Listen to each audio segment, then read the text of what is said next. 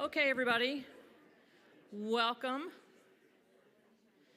This is the 19th Annual Climate Symposium, Rutgers Climate Symposium. That's right. So, very happy you guys are all here.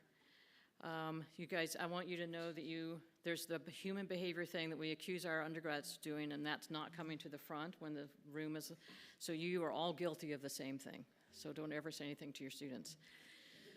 So we have a full lineup today with some fantastic speakers, so I want to sort of move to that pretty quickly, but I want to invite Jason Geary up to do our kickoff, right? And let me tell you a little story about Jason and I. So when we were sort of pulling this all together, RCEI, and we're thinking about how to combine the three prior institutes into one, and I was making the rounds, talking to a lot of different deans and seeing what interest there was. Jason was absolutely on board from the start. And we had a fantastic conversation down at the North Brunswick shops and the Starbucks one morning, and just vibed pretty well in terms of thinking about what was possible. And so he's really one of the main reasons why we included the environmental humanities and the arts and the mission of the Rutgers Climate Energy Institute. So I'm so thankful for that moment, that morning. It was, I kind of knew it was cool when it was happening, and so I think it's turned out to be even more than that. So thank you for all that support from the very beginning. So Jason is the Provost and Executive Vice Chancellor for Academic Affairs now, so he's, even more important. But Jason, come on up and kick us off.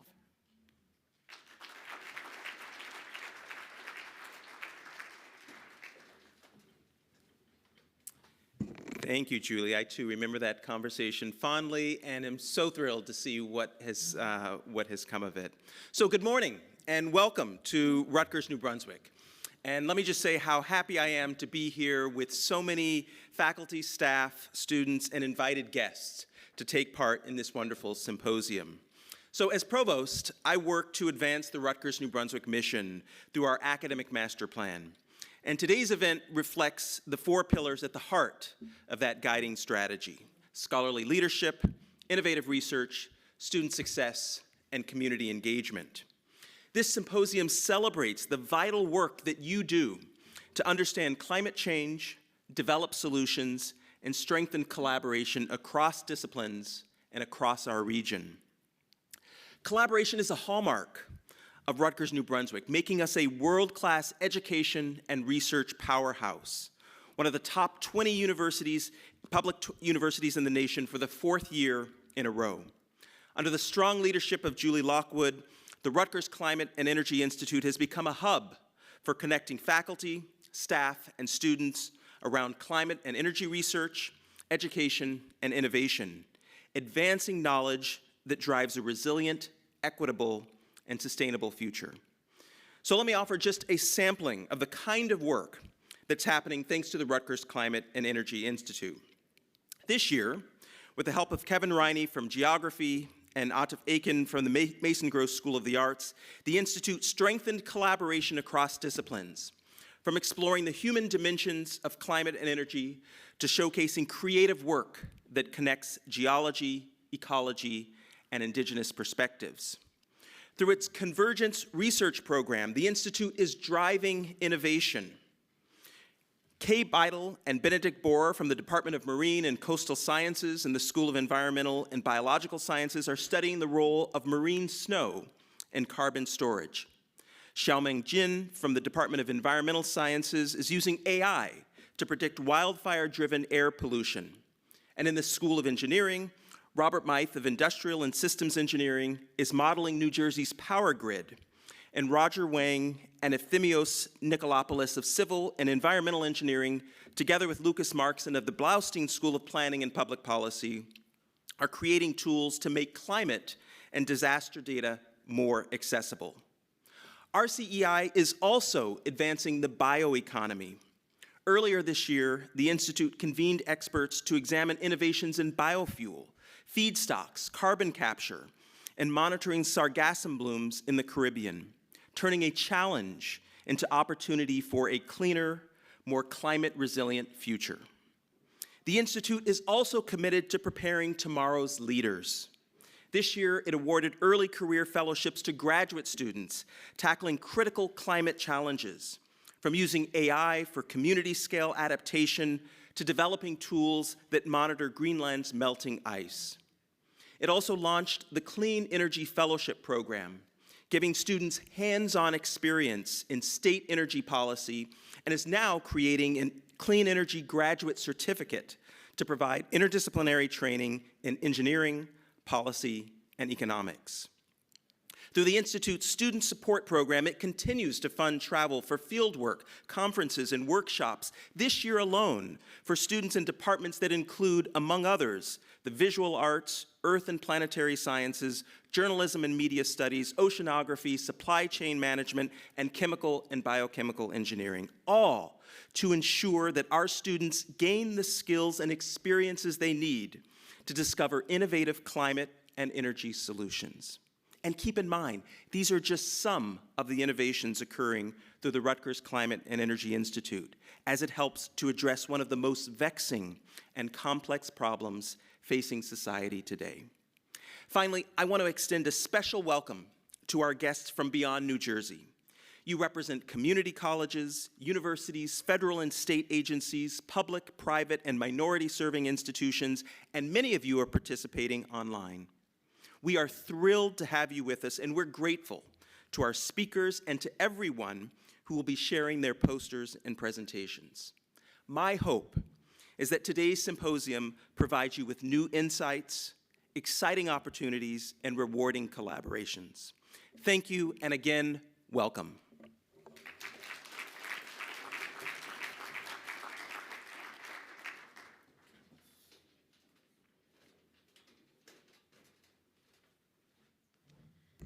Thanks, Jason, and thanks for those really kind words and sort of highlighting what we do.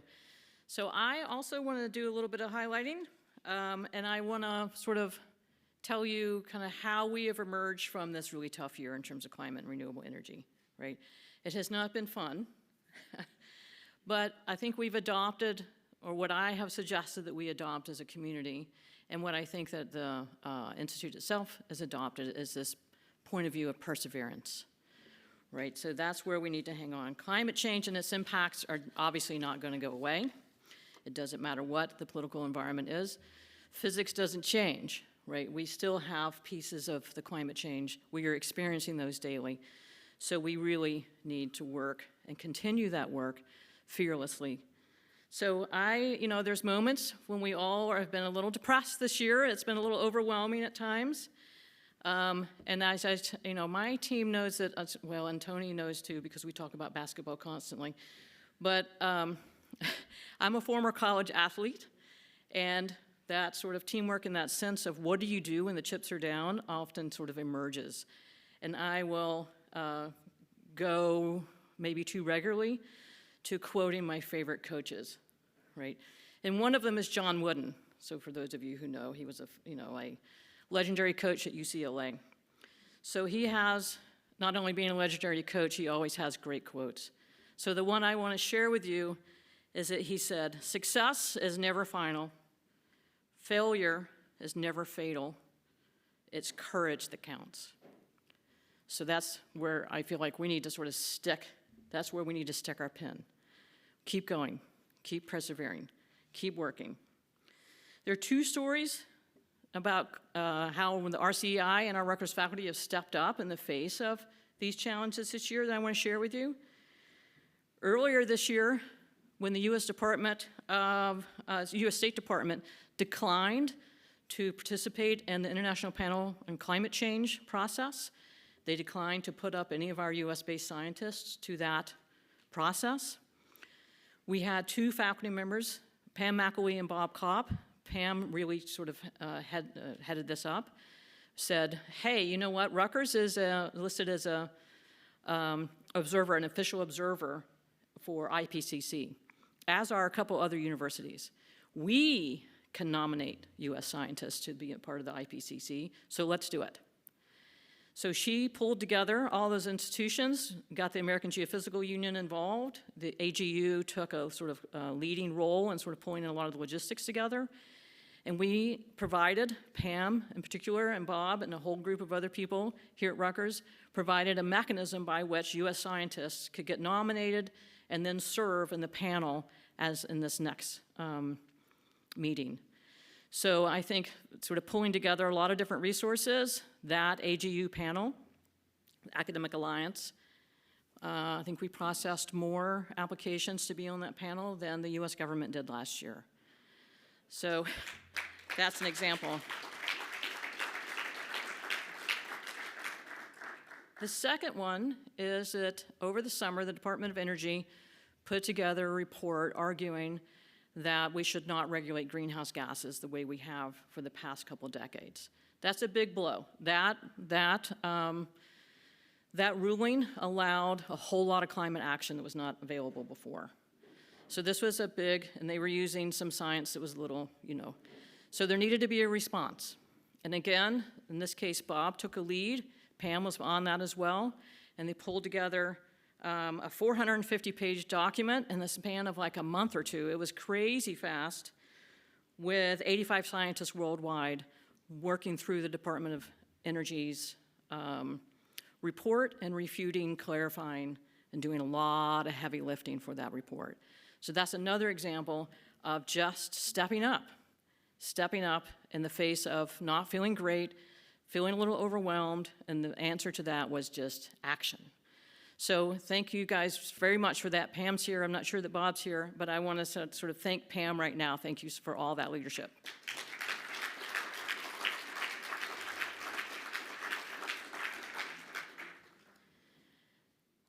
I think in terms of where RCEI and Rutgers sit in that, and this was reinforced recently, last week actually, when I was in a meeting of leaders for university energy institutes, is that Rutgers stands in a really interesting and unique position right now. We are standing up when others are sitting down, right? We need to keep doing that. So when we're faced with really tough challenges, instead of just participating, what I think those examples show is that Rutgers faculty and RCEI stands up and leads. And that's incredibly important at this point in time, right?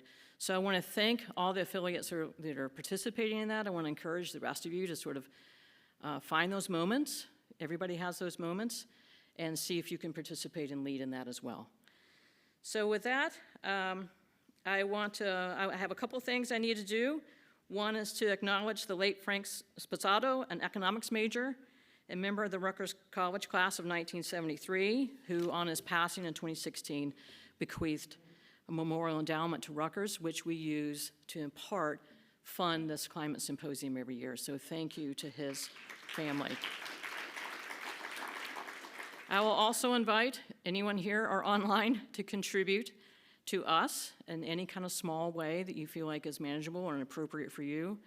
We, more than ever, are looking and rely on those sources of funding, considering the federal funding landscape for the renewable energy and climate stuff that we do. If you've ever thought about those types of giving, now's the time. Like we need to bridge through and we need to come out of this space, and we will come out of this space ready to fight, ready to keep going, ready to lead. So to be able to do that, we kind of need your help. So I encourage you to do that. We, of course, have all that set up, so that makes it easy. A few critical logistics for today, all in red, because Margie's like, do not forget to say this. All of our talks today are being streamed live, and they will be recorded. We'll get the recording up online, so they're available if you want to use them in any particular way, or if you had to leave for various reasons, and you missed somebody you really wanted to see talk. So no problem, those will be up on our website soon.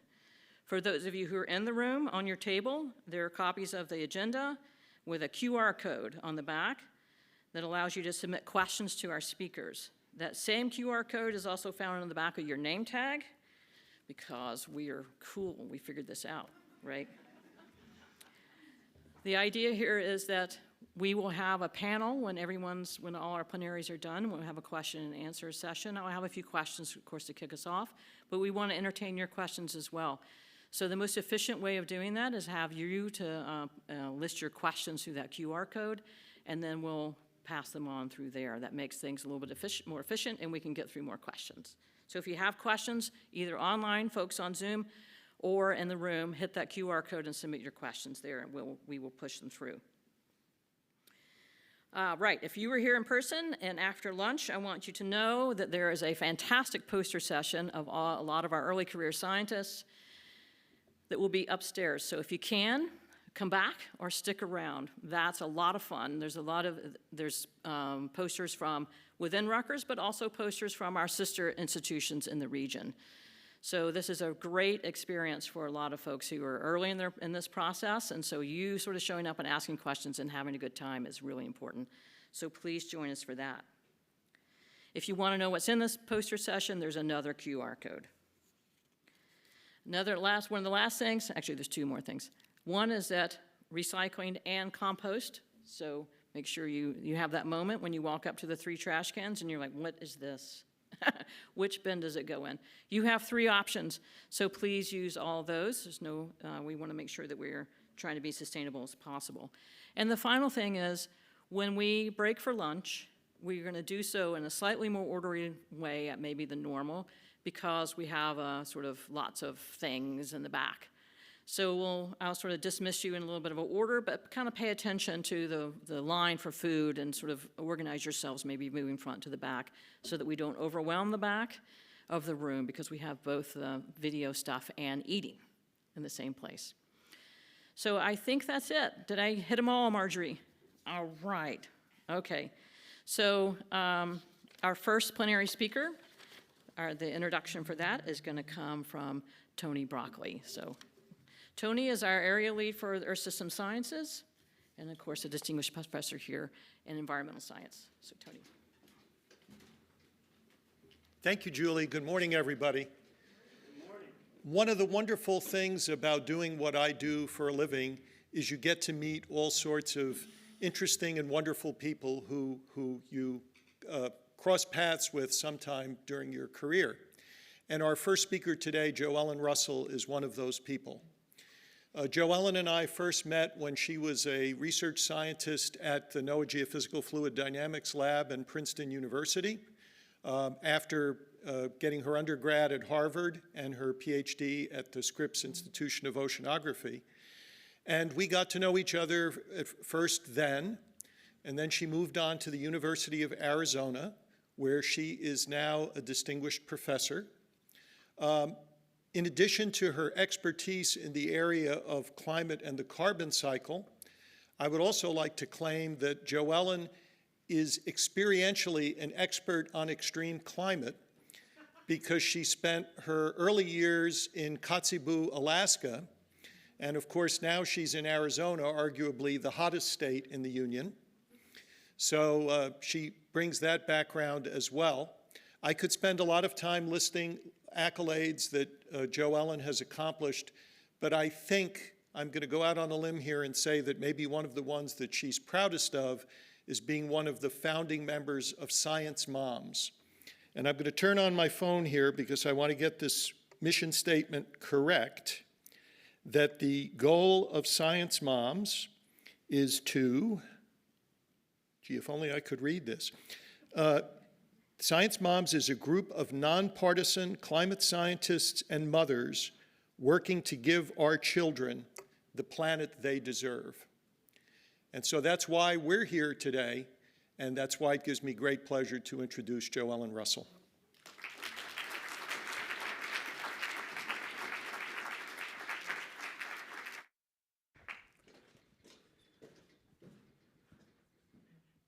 I am thrilled to be back in New Jersey. Thank you for having me. Seriously, I fell in love with New Jersey's grit. I'm not kidding. You know, I can be a lot in any other state, but in New Jersey, I fit right in. No, seriously, you know, I want to be an honorary Jersey girl. That's all there is to it. But I want to talk to you today about climate and the deep blue sea, improving prediction, because there has been such incredible gains in this area that most people don't know about it, and the way I know that they don't know is that in my intro oceanography class, my kids keep trying to cheat with ChatGPT, and the stupid ChatGPT, you know, is more likely to give you a Sharknado answer than real ocean science. I'm not joking. It's awful. I have a whole, I didn't put it in, but I have a whole slide of the ChatGPT attempts. Like if you want to track duckies through the ocean, they'll go over land. I mean, really. The large language models really have no idea what the ocean does for us as a planet. So I'm going to tell you. So I like to start here. This is the picture that Carl Sagan told NASA to take. Turn the Voyager probe around, he said. Turn around and take a picture of home. This is us.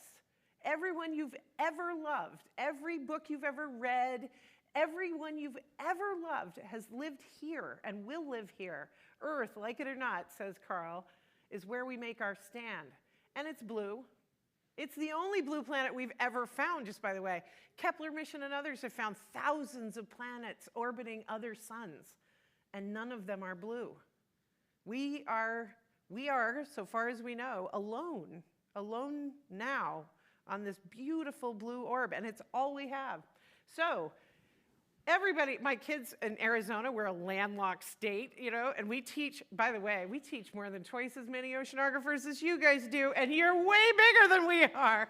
I'm like, why is it not more popular? It should be. It is fabulous.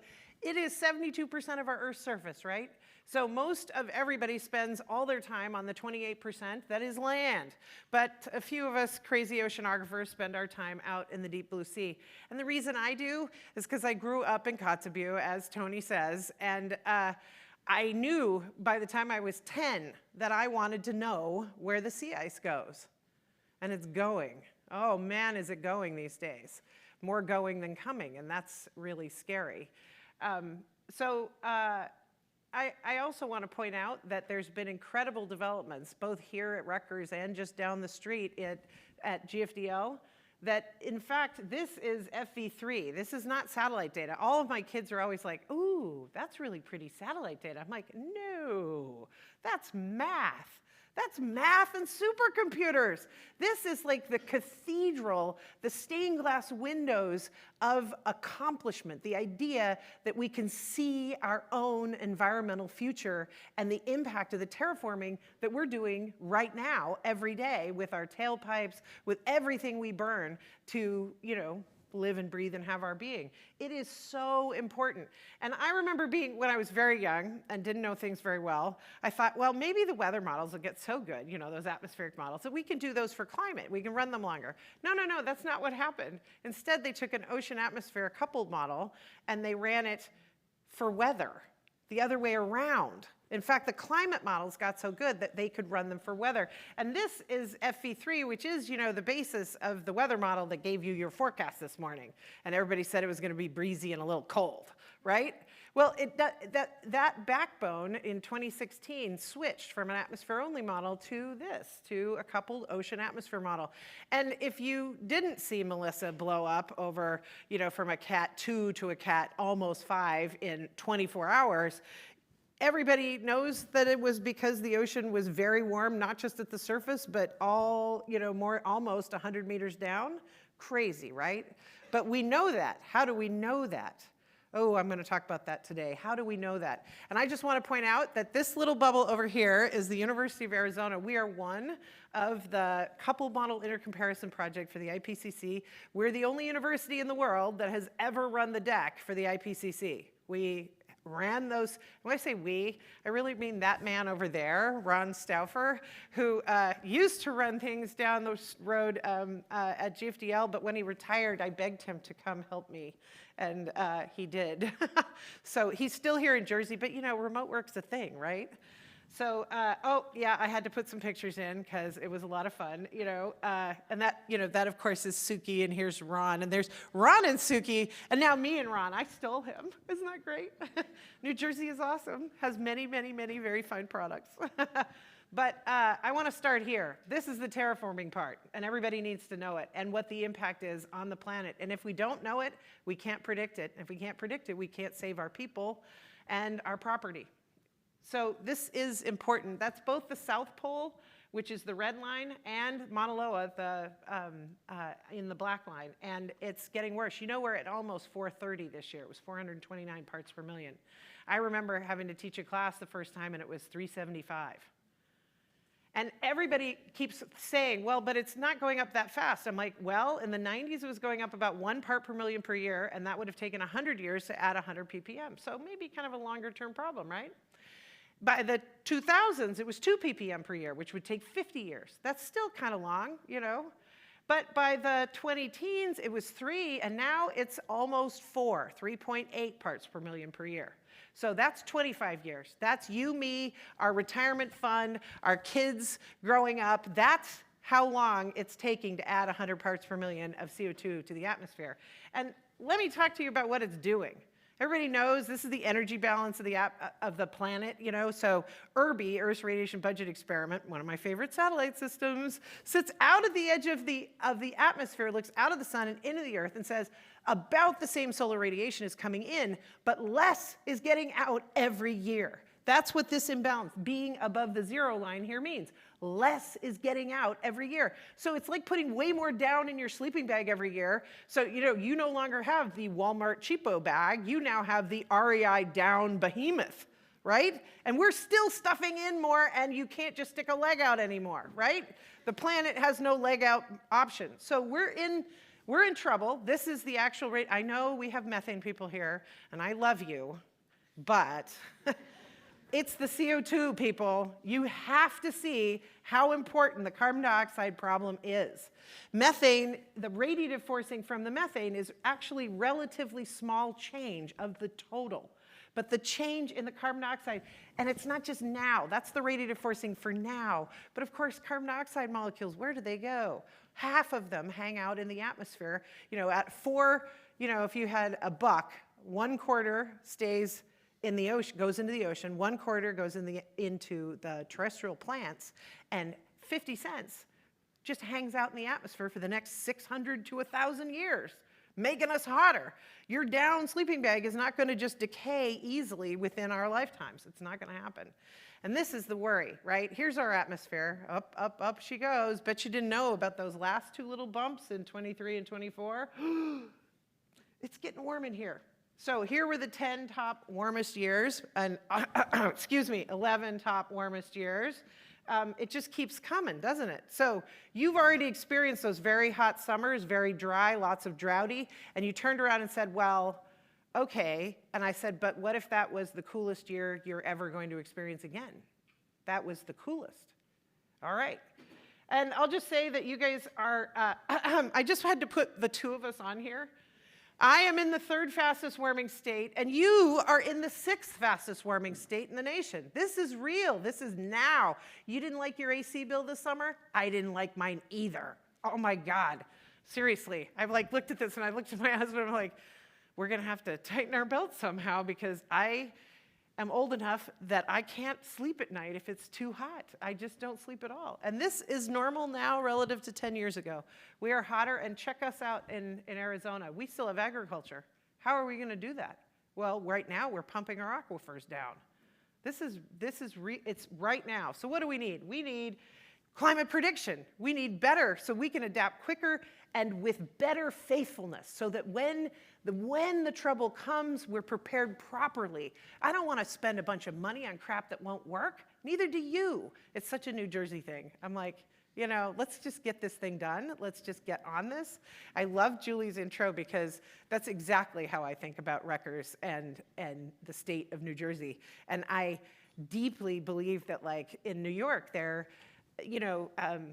Columbia's pulling back money from Lamont. They're disinvesting in their climate next things. And here in the state of New Jersey, you could do better. You're kind of purple. I mean, here in Arizona, we're kind of purple too. And I believe we can do better. So global warming is really ocean warming. That warming I showed you for the atmosphere, that is just a drop in the bucket. That's like 3% of the global energy imbalance. The real one is the 93% that's going into the ocean, hence Melissa and all the other hurricanes that keep blowing up. And they're going to keep blowing up. And here, I just wanted to show you, this is my favorite, this is fantastic. This warming stripes, and it's Hawkins et al. 2025. So the top third here, can you see my cursor? Nope. Okay, So the top is the stratosphere, which is actually cooling, which is why we know it's global climate, right? It's not like there's more solar coming in, or you would see it in the stratosphere too. The troposphere is warming, the upper ocean's warming, the deep ocean is warming, and the stratosphere is cooling. Signature of climate change. I'll just say, I've been working on this particular problem for a very long time. Yes, that's me. In New Jersey in my sweater because it was cold and there was snow. And with Robbie Togweiler, we had this great paper where we were looking at these jets and how the warming in the troposphere and the cooling in the stratosphere was going to change our winds and therefore our ocean. And I'm still working on that. This was our cool cartoon in our Nature paper. So this is why we're doing all this, right? Is the carbon accounting actually matters now. Did you know that the Supreme Court ruled in 2007 that carbon dioxide is covered as a pollutant under the Clean Air Act from 1973? Yeah.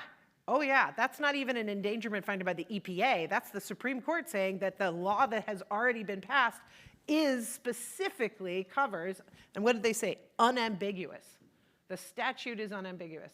So you might notice that I bet you didn't know that since 2007, the United States has been cutting their emissions while growing their economy and their population. We're down almost 23, 25% almost, depending on the day you measure. That's kind of amazing. And it started 4 months after that ruling. I know, I'm sure that's a coincidence. And there's good reason to be working on this. So this is the actual budget for carbon worldwide. And you can see electricity and heat, buildings, manufacturing, transport, agriculture. And you can see where the emissions are, right? Carbon dioxide, methane, et cetera.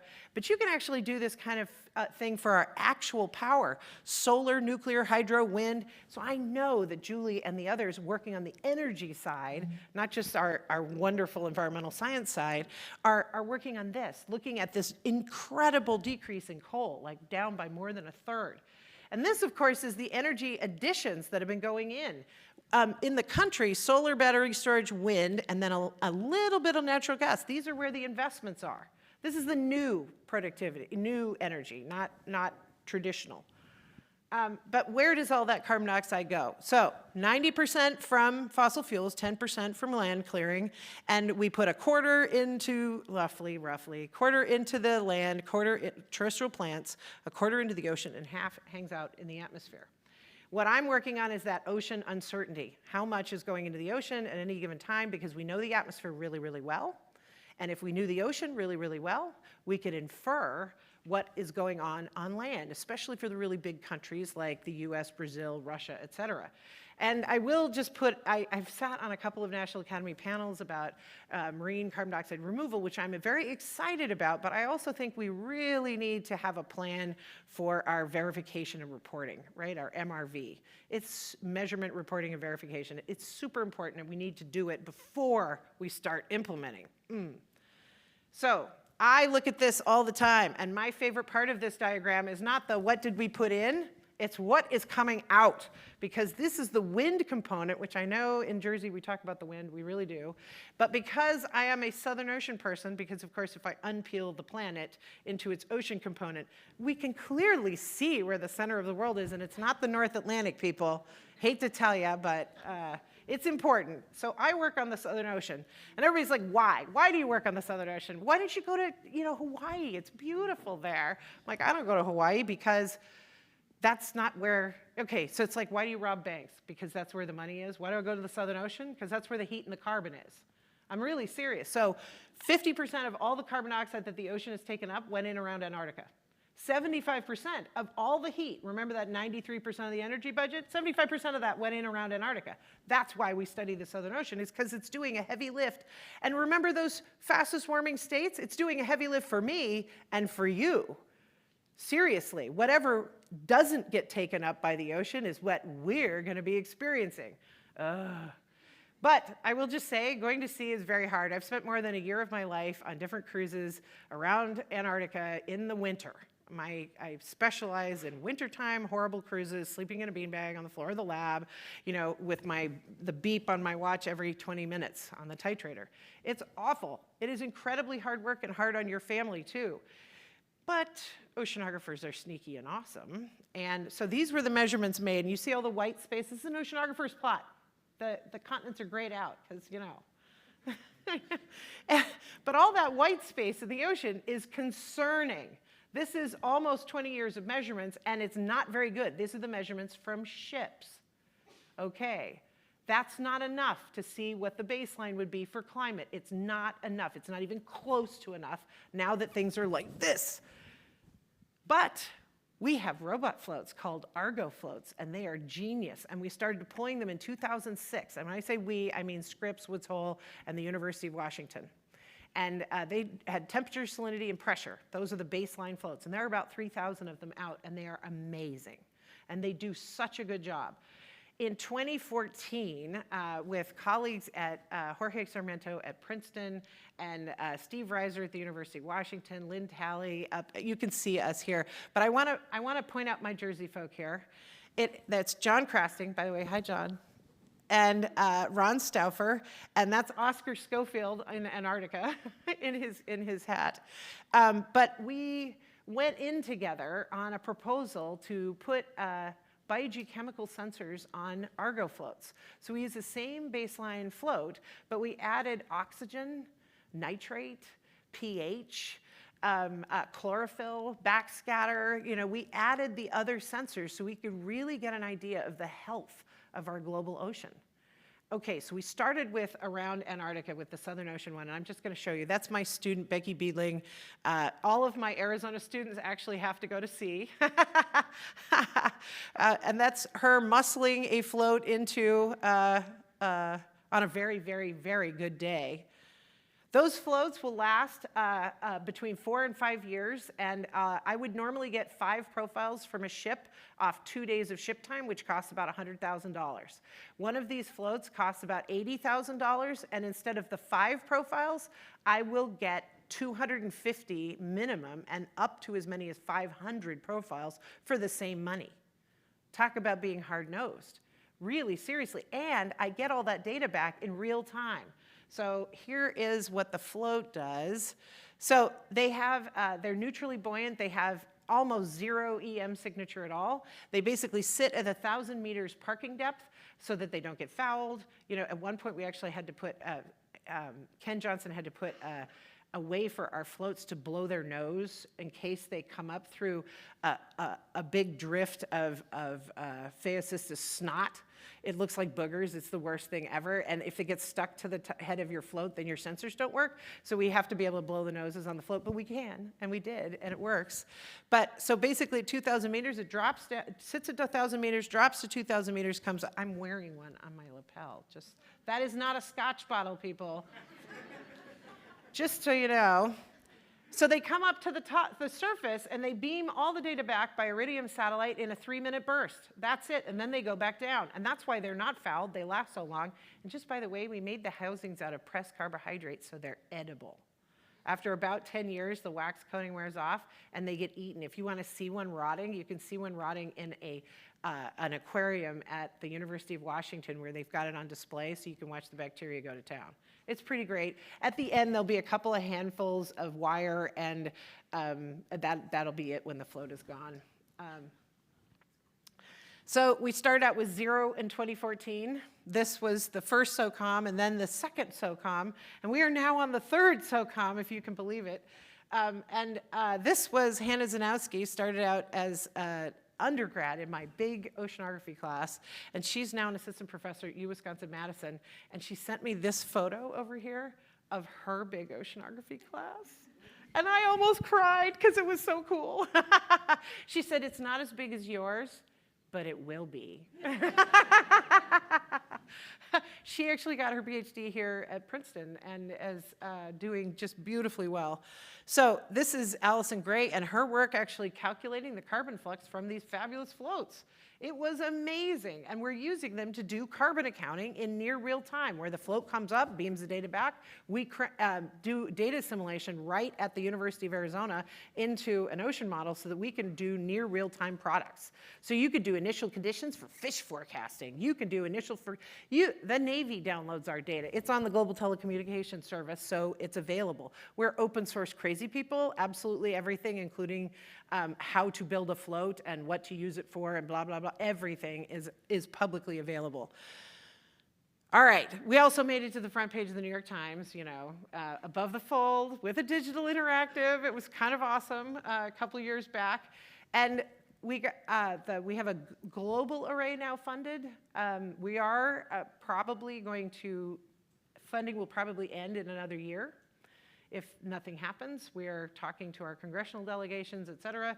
But we currently have 846 active floats worldwide doing this in real time with a full global data assimilation for initial conditions, forecasts, and other products. And we started in 2014 with 0. None of this existed. So I once had a very senior oceanographer, and I will not say who told me when I was the young people's age, when I was still a grad student, they said, we know everything we need to know about carbon in the ocean. You might as well find a job somewhere else. And me, getting my jersey up, said, I think I'm gonna stick with it.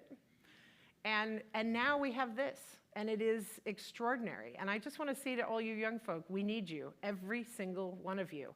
Doesn't mean all in the same place or doing the same thing. It means we need your brains and your energy and we need you. We don't know what is going to happen next. We're trying really hard to do better prediction, but we need all of you, everybody in the water. Did you know that the AGU tells me that roughly 6,000 PhD level oceanographers are working in the world today, and roughly 60,000 meteorologists and 600,000 geologists. Okay, 6,000 people to take care of 72% of the Earth's surface, 93% of the energy budget, 25% of all the carbon that comes out of anybody's tailpipe anywhere in the world, and you've got 6,000 people to look after all of it out of 8 billion. So come on in, the water's fine, we need your help. That's not a joke. Oh yeah, this is me with 9 of the 10 float deploying countries. Yes, that's me with the pink scarf in the middle. I practically was banging my shoe. We need the pH, we need the, okay, it was fine. We have pH, it's good. So once upon a time, when I was a 23-year-old, I was out in the middle of the Southern Ocean in the winter making measurements with these brand new oxygen electrodes. And I had broken all but one of what I had brought with me and was terrified for almost 19 days getting back into port because I was afraid that I did manage to keep it alive that whole time. But that was all the oxygen data we had, was that one electrode on that one ship. This is the oxygen data from our floats. We've changed the world on what we can see and predict about what our oceans are doing. And the winds are changing really fast. I just want to show you that the higher winds globally, if we look at wave heights, this is what it looks like. Notice any blue on this plot where it's getting weaker winds on the ocean? No, wave heights are higher everywhere. There's a couple of blue dots in the middle, but it's just a couple. Also, mix layers. Everybody says, well, okay, ocean mixing. You remember all that upwelling mixing? Those are getting deeper too. Blue areas are where it's getting deeper. I know everybody said it was going to get shallow, but we don't see that because the winds are blowing so hard. Now, do we see it? Well, it turns out we don't have as much wind data as we thought we did. And when comparing our reanalysis products, where we use all the observations and try to get a better product, when we do crossovers with the actual satellite, turns out we're underestimating the wind speeds by about 30% overall. That's a little crazy. That's what this plot. So we tried this in a model where we increased it just by 20%, which still sounds outrageous to some folks. We increased the winds by 20%. All of a sudden, the ocean started burping out carbon around the Southern Ocean. The sign flipped. Instead of a sink, it became a source. Okay, so are we really seeing these new winds? Well, I tried to get a satellite funded, but they picked water vapor for some crazy reason. I just don't understand, but it's fine, it's fine. We'll get the winds, it'll be great. I'm hoping Sarah Gillies' Odyssey project, progresses, but NASA's seeing some big budget changes lately. So we tried adapting this to the EEZ around New Zealand, where we wanted to actually, because we have 10 years of float data, could we actually do it? They have a beautiful, brilliant atmospheric program where they're measuring the actual emissions, the impact. And they said, wait a minute, we know what we're emitting from what we sell in fossil fuels. How is it that we have half of that in the atmosphere over our heads? Where did it go? And they looked in the cows, and they looked in the trees, and they looked in the grass, and they couldn't find it anywhere in the rivers and the lakes. It turns out it's in the ocean around New Zealand. So we did this calculation using the floats. But we're a little worried that it won't stay because the winds are tugging really hard on the jet stream. And we knew this. This is old work. I mean, this is not new. We knew that the jet stream would shift poleward in both hemispheres and that it would partly be because of ozone and partly be because of greenhouse gases.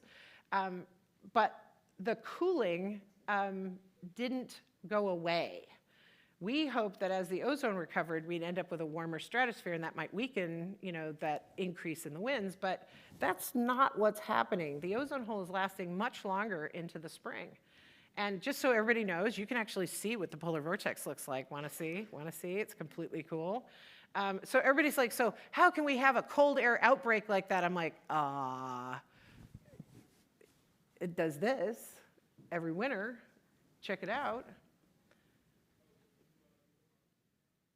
You can get this at the ESA, at the European Space Agency site. This is from Copernicus. It's absolutely beautiful.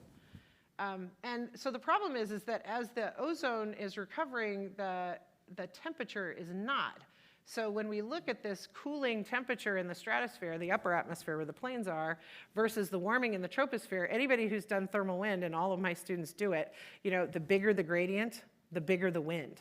So the bigger the difference, the bigger the wind. So what does your eyes tell you about the difference?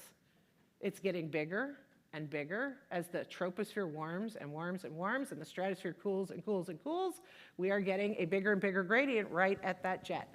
So what's the likelihood that we're going to see relaxed winds? I would bet no. I don't think that's going to happen, although we could argue, and it would be fun. So the stratosphere has been progressively cooling and been actually lengthening our summers, right, which actually changes the wind dynamics. That change, and I know I'm getting into the full nerd, and I'm almost done here, but it means that we've been kind of, so the 60s and 70s are in the pink, the 80s are in the turquoise, the dark blue, then the green, then the 2010s, and then the last 5 years is the black. And this is the seasonal temperature change in the stratosphere aloft, above the jet. It's much colder, much, much colder because of that lengthening ozone hole, much like 18 degrees colder.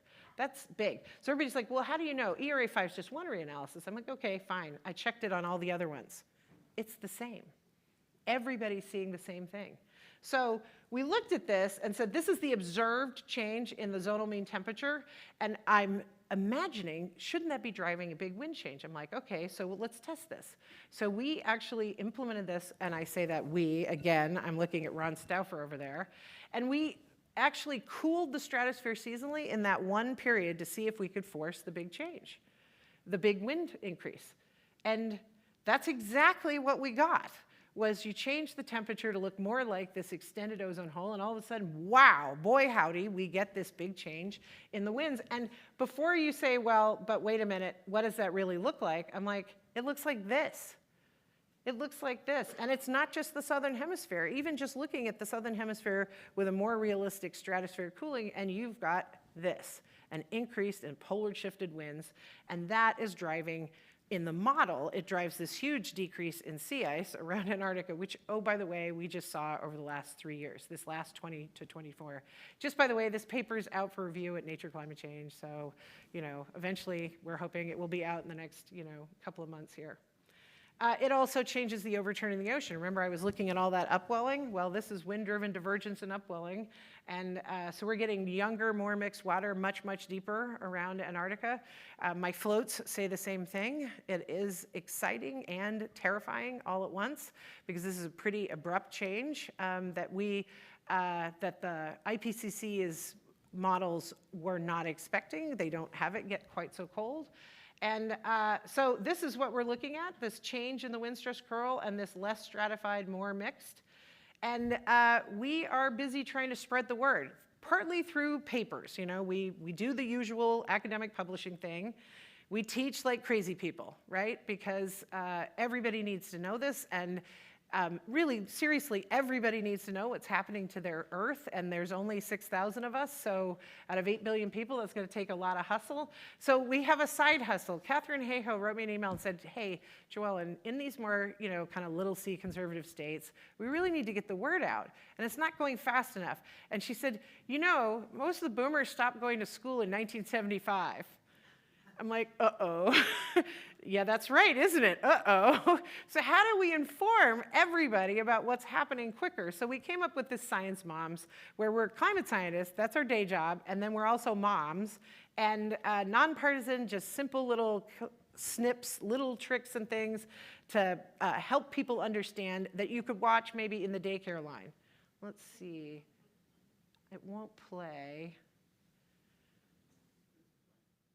All right, so even as I chose my career as a climate scientist, the joy and wonder that growing up on the Chukchi Sea gave me, I'm determined to give you.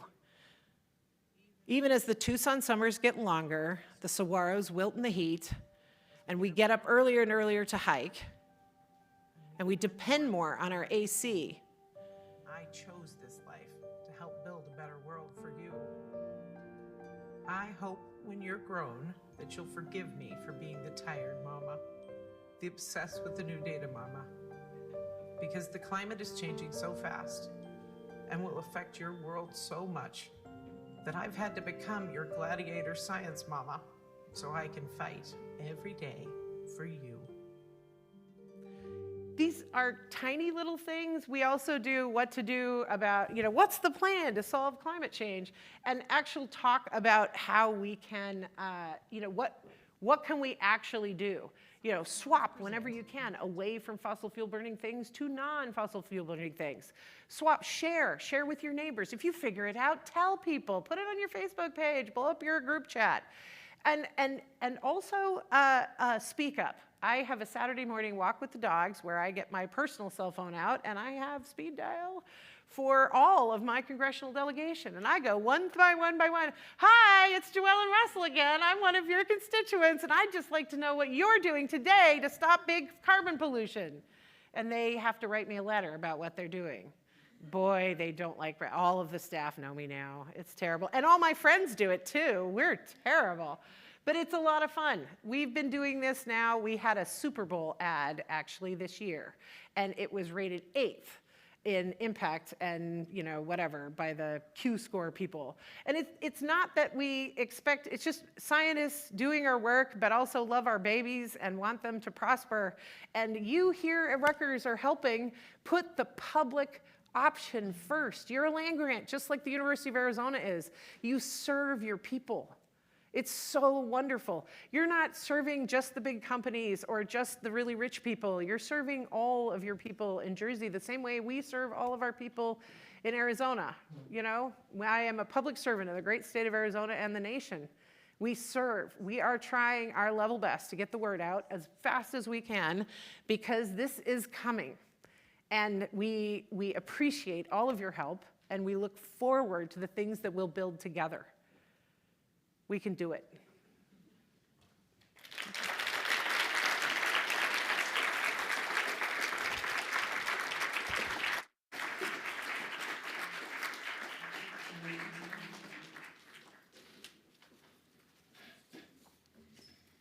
Thank you, Joellen. So that was fantastic. So we're going to go from one strength to the next. So I want to invite up Jack Bouchard to introduce our next speaker.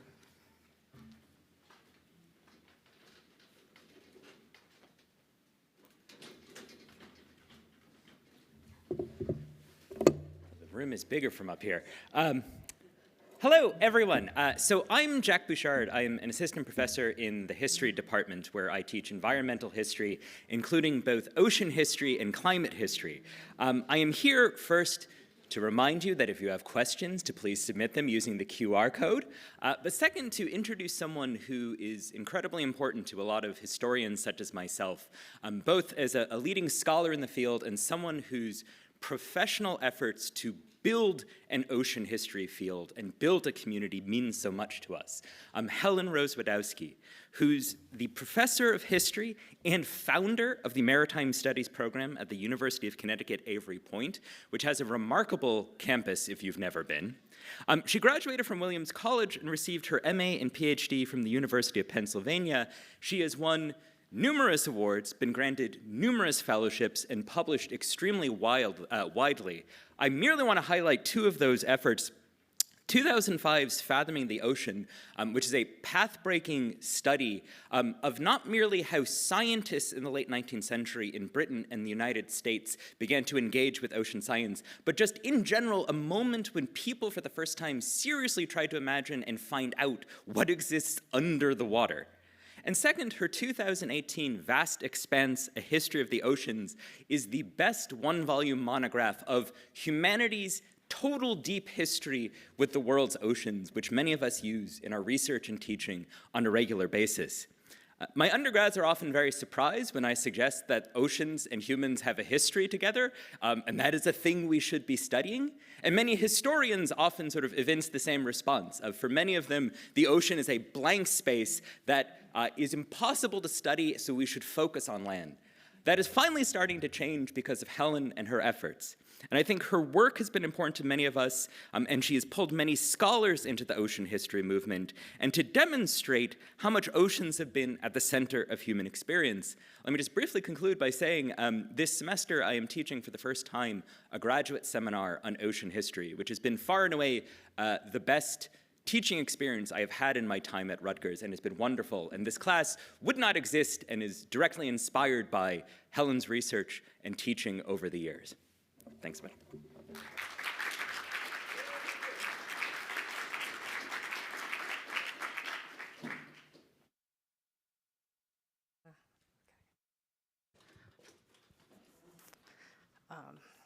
Let's see.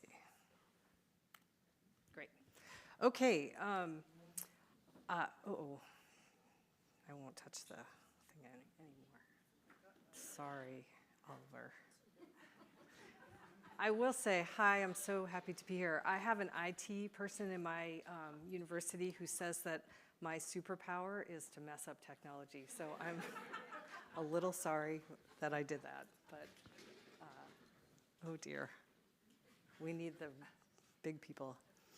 Anyway, so it's really an honor to be here. When I learned about the long trajectory of this Rutgers Climate Symposium, I was really impressed, and I'm extremely honored to be invited here as a humanist. We call ourselves blue humanists, those of us who do ocean stuff. And it's just really an honor to be part of something like this. There you go. Thank you. I won't touch it again. All right. So as you know, the theme of this year's symposium is the blue planet. And this invites us to consider the role of the oceans in the Earth's climate and the tightly connected and frankly frightening ramifications of the climate crisis for the oceans, which we've seen a little bit of in Joellen's talk, and by extension for life on Earth. 2025 marks the 55th anniversary of the first Earth Day. What is too often overlooked is the tremendous terrestrial bias of the US environmental movement, which included a lot of attention to land, to air, and to fresh water, but not to oceans, which is kind of ironic, given that one of the figures associated with the environmental movement was Rachel Carson for her book Silent Spring, and yet her earlier book, The Sea Around Us, was completely overlooked by that first generation of environmentalists, which did not extend the concern that they began to express about land to the oceans. It was, in fact, the growing awareness of climate crisis starting in the early 21st century alongside the failure of the fabled Northwest Atlantic cod stocks to recover after the draconian fisheries closures of the 1990s, that finally and belatedly brought the ocean to the attention of environmentalists kind of broadly. Before that, issues like coastal oil spills or the issue of dumping radioactive waste in the oceans, concern for whales or dolphins, represented kind of focused concerns for the ocean. But many scientists and most people inherited a sense of the open oceans as just too resilient, too infinite, too distant to be of much concern. Today, of course, we do understand how important the oceans are as a climate regulator that fosters life and makes life possible. That beautiful view of that distant blue planet. We recognize now that oceans and coasts feature prominently in the catalog of expected effects from climate change. So, for example, warming of seawater, shifting ranges of certain species, acidification, sea level rise, plastic pollution, the list is long. A more significant motive than for solving the climate crisis should be, I think, concern for our oceans. Facing the climate crisis, we perhaps naturally turn to science and technology among other tools. And I just want to say, as a historian of science, I know that science and technology have been and will continue to be central to our efforts at addressing climate crisis. And in particular, as a historian of technology, I'm very concerned that we find ways to rebuild societal trust in science. So I just want to get that out there. That's very important. But today I want to talk to you a little bit about why I also think that history, that an understanding of the past needs to be part of the way we put together solutions. So there are a number of different ways history helps and can help more.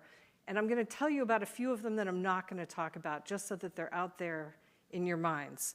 One way is to look for and use historical data. And this is happening for climate models, and also especially to extend scales of what we know about oceans in the past, beyond a starting point that the fishery scientist Daniel Pauly calls shifting baselines, the start of one scientist's career forward because of a NITO program like Argo Floats.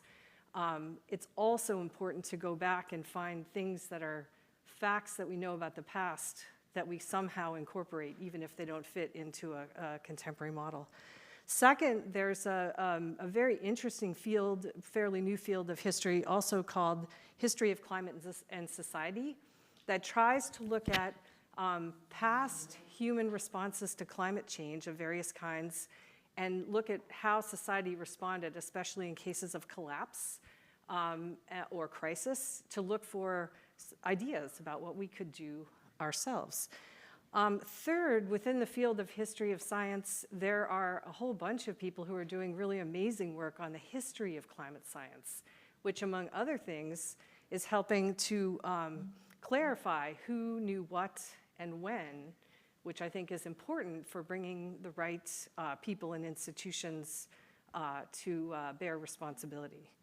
But I'm not going to talk about any of those things. I'm going to talk instead about how ocean history and an awareness of the human-ocean relationship can help.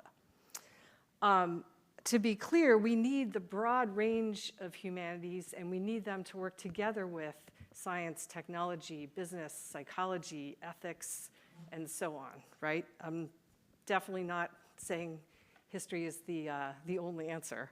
And it really has to be, I think, used cooperatively with those other things. But there is value in considering history, and here's why. Because the oceans, as Jack sort of suggested, have a kind of complicated relationship with history. If you think there aren't very many oceanographers working on most of the planet's volume, until moments ago, there were no historians who ever looked at the actual ocean. They looked at ships and other things, but not oceans. Fortunately, since the publication of my book, Fathoming the Ocean, that started to change. There are amazing books out and in progress. So what is the problem with oceans in history? The problem is that in the Western tradition, though this is not at all universal, and that's another source of insight, oceans have come to be understood as outside of history. We think of them as eternal. We think of them as virtually endless. We think of them as most especially as a place apart from humanity. So I'm giving you a quote here from Henry David Thoreau, which reads, we do not associate the idea of antiquity with the ocean, nor wonder how it looked 1,000 years ago, as we do of land. It was equally wild and unfathomable always. The Indians left no trace on its surface, but it is the same to the civilized man and the savage.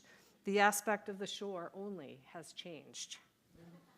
So, lest you think we've escaped the sentiment, Thoreau, after all, was kind of a long time ago.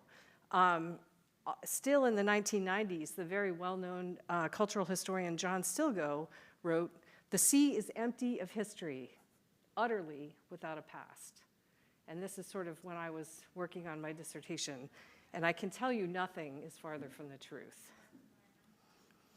Simply put, we have to accept that oceans have histories in order to render the actions needed to address climate change and save oceans, which go together.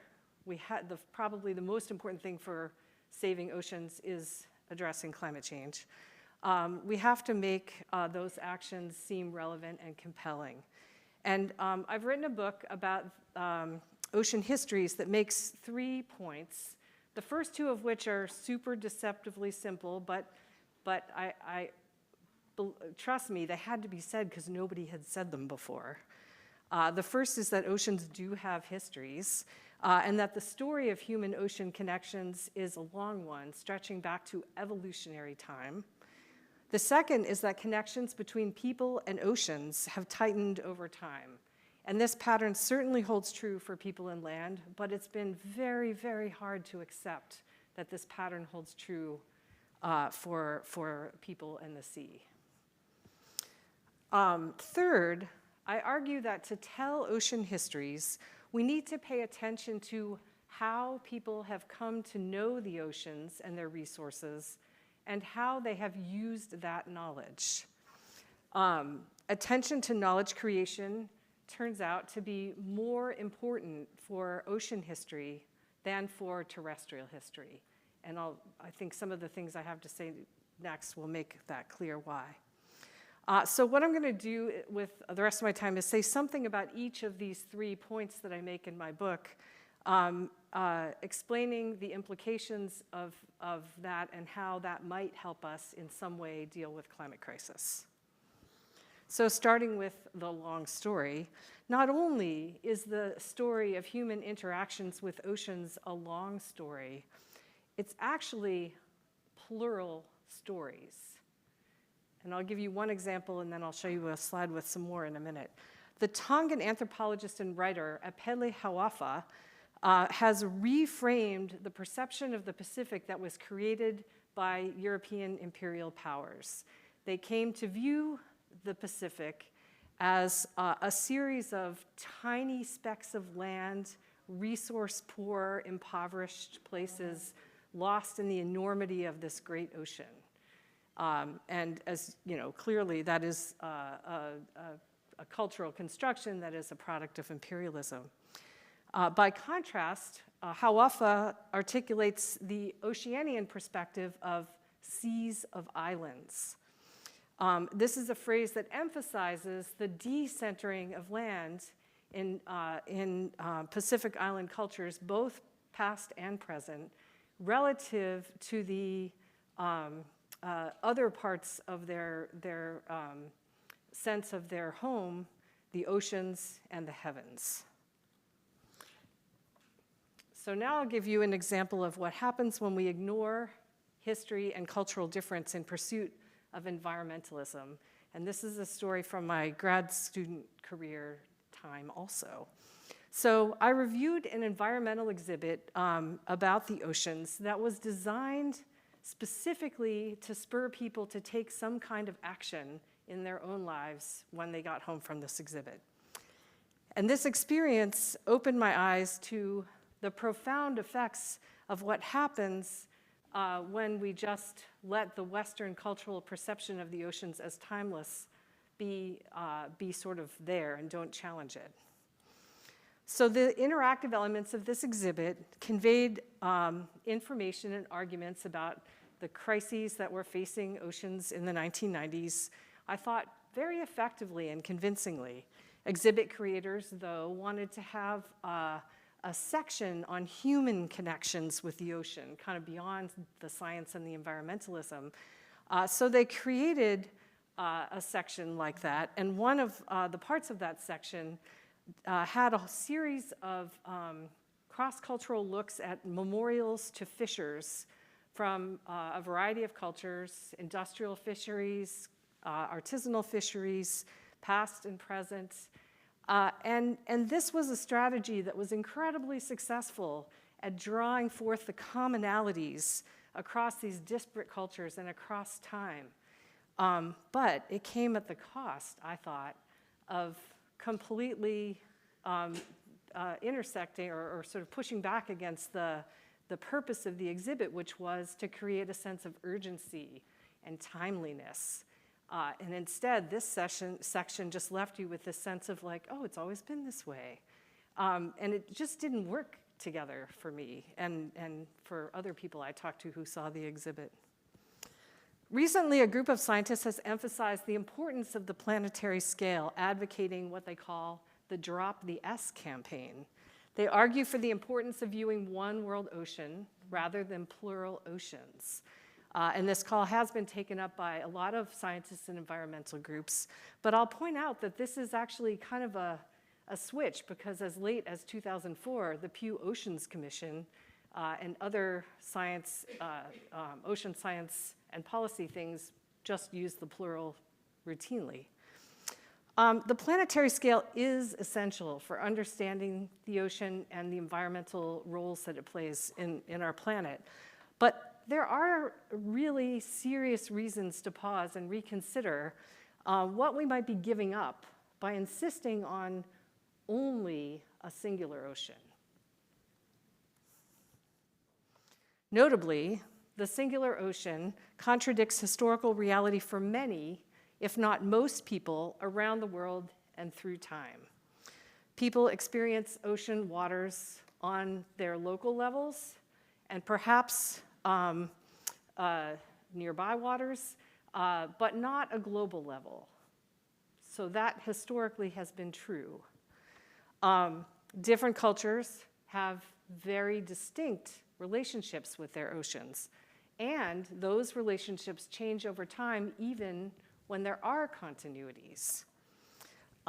So I don't have the time right now to elaborate, but I hope these images give you a sense of how there could be plural ocean histories out there. Working with two social science colleagues, I've come to believe that an understanding of a community or a culture's own distinctive relationship with their ocean, it provides a more effective foundation for the needed political or behavioral change that we need to solve our present ocean and climate challenges. In other words, I'm saying that we need plural ocean histories. So looking to the tightening the connection kind of thread, although the human-ocean relationship stretches back to evolutionary time, obviously the intensity of our use of the natural world generally has increased over time. And yet we persistently view the ocean as being different from land, and we don't see that same change and being caught up with human activities as we do for land. So we have to find a way to accept our increasingly indelible effects on oceans that we've just heard so much about. Many of you will be familiar with the word Anthropocene. On the one hand, it's a geological term proposed for marking a new epoch of planetary history in which humans have become essentially a force of nature. But it has also been widely adopted to refer to the period since 1950, often called the Great Acceleration, in which the levels of CO2 that we saw on Joellen's slide mirror a host of other graphs that you can see in terms of world population, urban population, water use, fertilizer use, the damming of rivers, transportation, communication, and on and on and on.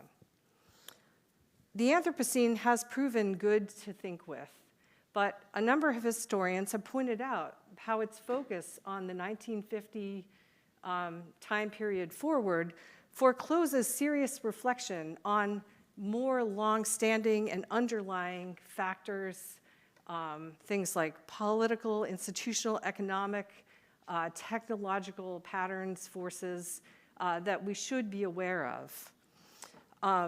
Alternate proposals have cropped up. So historians are now talking about things like the Plantationocene, the Anglocene. What's another good one? The Capitalocene. That's a big one, right? So they're sort of looking for ways to reach back further in time. And this can bear directly on environmental and climate solutions by clarifying foundational causes to address. For example, a more contemporary sort of second half of the 20th century perspective might prompt us to think about consumers, whereas a longer time horizon will direct us to think about the forces and institutions that underlie what has become runaway consumption. And it's also why we need early modernists doing this work like Jack Bouchard, in addition to those of us who focus more on the 19th and 20th century. So as a historian of science, I want to emphasize this third point that I made in my book, Knowing the Oceans, about the importance of paying attention to how ocean knowledges were created and used. Oceans are vast. They are trackless, unless you have NETO technology. They are opaque. And that means that knowledge about them is indirect. It is always mediated by some kinds of skills or technologies or knowledge systems. And those can come from maritime work. They can come from modern science. They can come from even recreation. They can come from lots of different places. The mediated nature of ocean knowledge reflects another difference from land and terrestrial history, because we can know terrestrial environments directly and individually in ways that it is just impossible to know the ocean, especially the undersea part of the ocean. This difference actually makes it easier to understand how powerful our imagined ideas about the oceans are. So I'm essentially saying that the most important or significant influence of our knowledge about oceans is probably not even coming from technology. It's probably coming from imagination. So think about that. To discuss this Knowing the Ocean, I'm going to talk about two things. I'm going to talk about metaphors, and then I'm going to talk a little bit about scale. Once the idea for a transatlantic telegraph cable emerged in the mid-19th century, deep-sea sounding efforts, which used novel technologies and new skills for deep measurement, revealed a seafloor feature in the North Atlantic that came to be called the Telegraph Plateau. Never mind that now we know there's a mid-ocean ridge there. Just putting it out there. But so clearly this is a reflection of intended uses for the deep sea floor.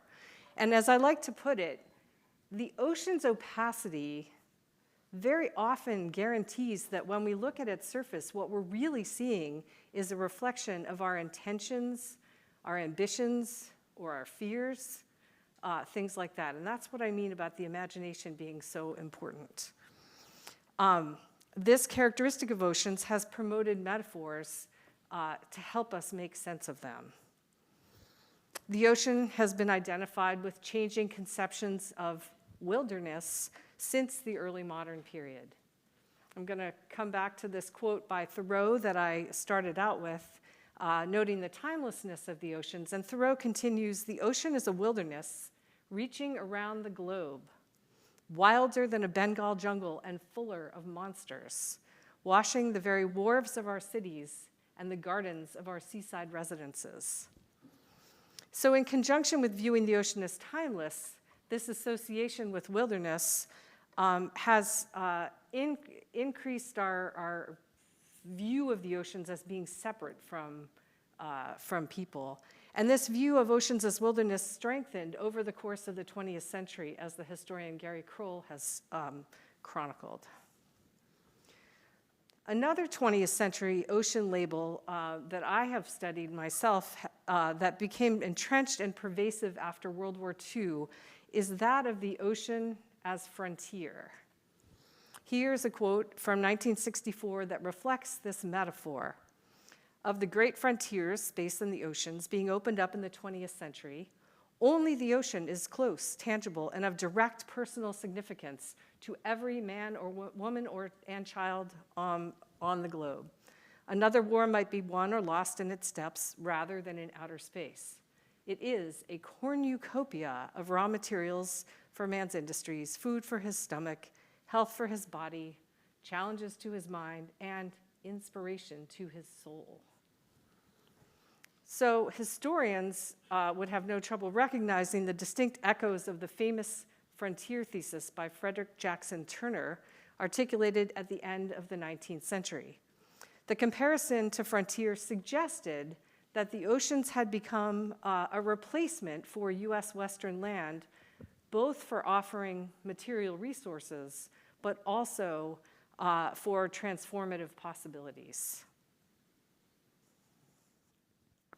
Historians can offer valuable critiques of these metaphors and the effects they wrought. The concept of wilderness has already seen a generation of critique led by the environmental historian William Cronin. He wrote, "One of the most striking proofs of the cultural invention of wilderness is its thoroughgoing erasure of the history from which it sprang. Wilderness offers us the illusion that we can escape the cares and troubles of the world in which the past has ensnared us. The prevalent conception of wilderness is of a place untouched by humans, but we know that there is no part of the ocean that remains untouched by human activities. And yet, it is hard for us to shake our sense of the oceans as remote wilderness." The ocean frontier metaphor carried several powerful and I think pretty dangerous messages. First, it reinforced beliefs of the limitlessness of ocean resources, even extending the embrace of that myth in the face of mounting evidence to the contrary over the second half of the 20th century. Second, the label may have contributed to the incredibly long delay, more than a century, of the recognition of oceans as a place susceptible to human actions. And third, the metaphor promoted habits and attitudes of profligate use of ocean resources for extraction and for disposal. And I just want to pause and explain one of these two primary sources. It's one of my favorites. The one on the top right is an engineering design drawing for a proposed structure to be built off the Scripps Institution of Oceanography campus to facilitate so-called man-in-the-sea research, undersea research, in the 1960s. And you can see from the little drawings on the bottom, and I've highlighted two in yellow, the one in the middle is kind of a space-age structure, which reflects the quote I showed you earlier, that space and oceans were kind of considered in tandem. And then what else is there? A log cabin and a cactus. So, lest you think I'm making up how pervasive this ocean frontier metaphor was. It was there. The other drawing is of an entirely underwater oil extraction all the way to transportation industry from 1966. So the frontier metaphor is newly relevant today due to renewed interest in deep sea minerals to support decarbonization. As any historian would recognize, this metaphor carries with it powerful assumptions and messages. The historical reference to the US Western frontier specifically implies that oceans are valuable primarily or maybe only for their economic resources. Frontier applied to the deep sea also suggests a lawless place where those with the power and the technology and the knowledge simply operate in the depths as they want to. And third, it implies the inevitability of development as the inexorable outcome of so-called progress. In other words, it becomes almost inconceivable to not develop this resource, even regardless of the likely terrible effects of deep sea mining. And this is a tough issue, but I think the frontier, understanding that the frontier metaphor is a large part of what is driving it at a very foundational level is an important critique to throw into the mix. One final point about knowing the oceans has relevance for responding to climate crisis. Oceans always prompt us to think about scale, and so do ocean histories. Before the Age of Discovery, for example, in the 15th and 16th centuries, people experienced their local oceans and maybe an adjacent ocean basin, possibly even two if they sailed around a lot. So the point I'm making is that for humans, the planetary scale was the product of historical change and is itself part of another long story. Returning to the Anthropocene, geologists have decreed that we are not in a new geological epoch. But this frees Anthropocene for other uses.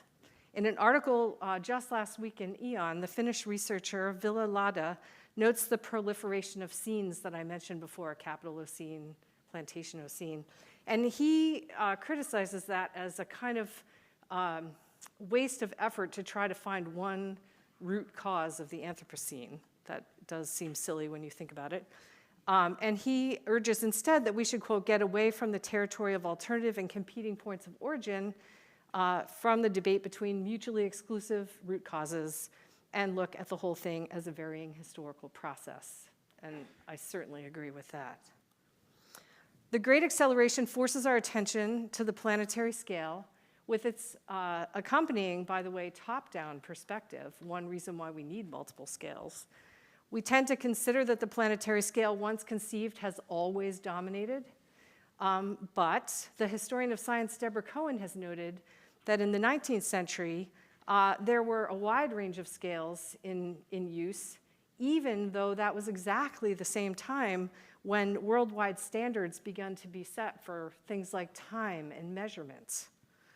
Solutions to the climate crisis must engage all scales, including the planetary, the regional, and the local. And similarly, we'll need to emerge from an understanding of the wider range of causes from the deep past to more recent times. Historians, including ocean historians, can help with all of those scales. I have one more slide that isn't going forward because my technology. All right, here, we'll do it that way. All right, so I hope I've shown you some ways that history can help us devise climate solutions to the climate crisis. We need to take cues from plural ocean histories. We need to root out multiple root causes, we need to identify multiple root causes to address. We need to recognize the relevance of multiple scales. But I especially want to leave you with this thought. Historical critiques of our metaphors provide warnings, but they also could provide hope at the same time. We must jettison our perception of the sea as a timeless place apart from humans. We have to transform our understanding of the seas to ones that are bound up with history and connected with humanities, What we need from the young people in this audience are new metaphors that can help deliver and support new relationships with oceans that are ethical and just and sustainable. And thank you so much.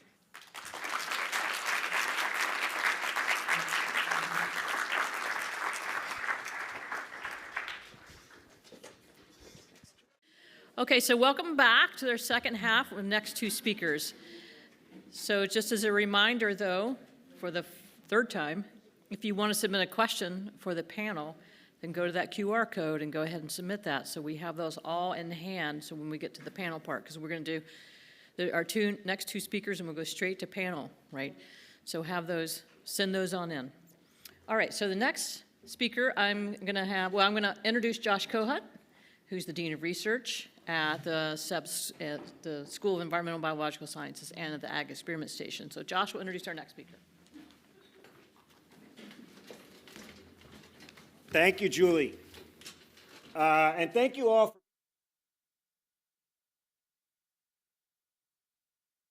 So it's my pleasure to introduce Jason Cotrell. Jason had a very impactful long career at the National Renewable Energy Lab in Boulder for about 20-ish years. And then a little less than 10 years ago, he took the brave step to seize an opportunity and start a new company. And so he left his time at NREL and he started a new company because he saw an opportunity for technology and innovation to help support the way that we respond to the climate crisis. And so his company is innovating on solutions that enable ocean renewable energy industry to grow and thrive. I first met Jason through the Oceanic Network. So it was formerly the Business Network for Offshore Wind. Maybe wisely rebranded themselves about 2.5 years ago to Oceanic.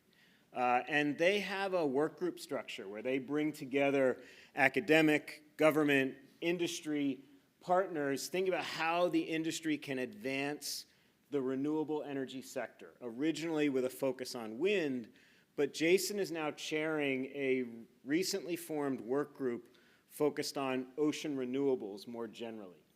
And I'm fortunate to be part of that group, and we had our initial face-to-face meeting at the Oceanics IPF meeting in Virginia it was in the spring.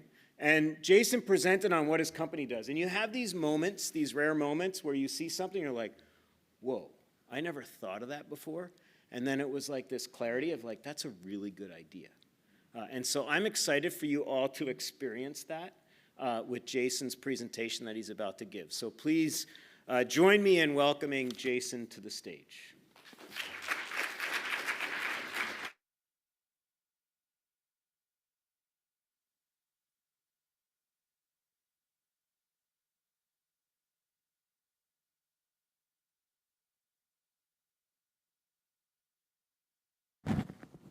Oh, how about now?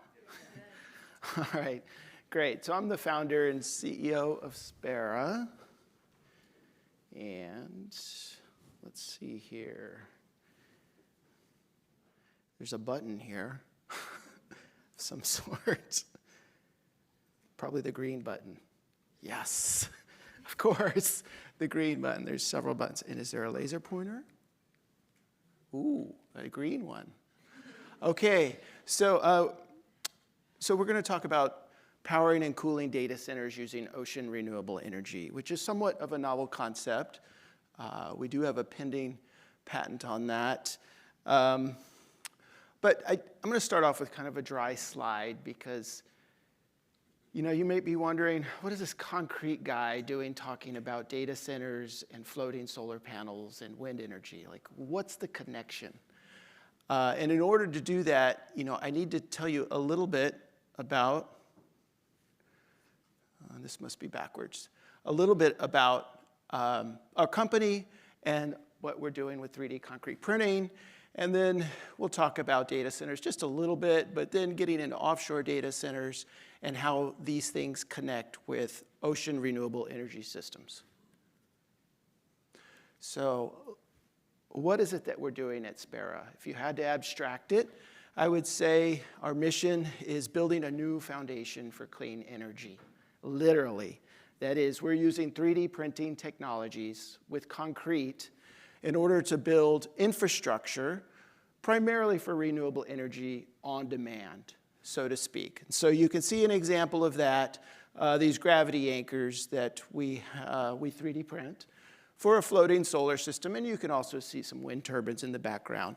But there's, this is an illustrated image we created, but notice that, we are trying to make these very nature positive, right? We're aware of the impact. We're trying to minimize the impact. So now we're composed of mechanical engineers, civil engineers, materials scientists primarily. So we use all sorts of concrete manufacturing methods, but the one we like to use the most is 3D printing or 3D concrete printing or 3D CP for short. And we're really emphasizing more recently the ability to create marine infrastructure on demand. Now, why do we like this so much? It's primarily because it's versatility. We don't have formwork. We can print from one item to the next, any size, any scale, without formwork. Because there's no formwork, there's also a cost advantage, which is important.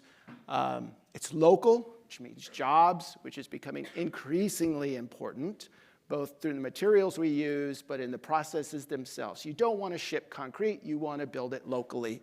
And then, of course, there is a reduced environmental impact. Now, what do we do with it? So since I left the National Renewable Energy Labs about just over 8 years ago, we've kind of been inventing, designing, developing products, infrastructure products with this one process.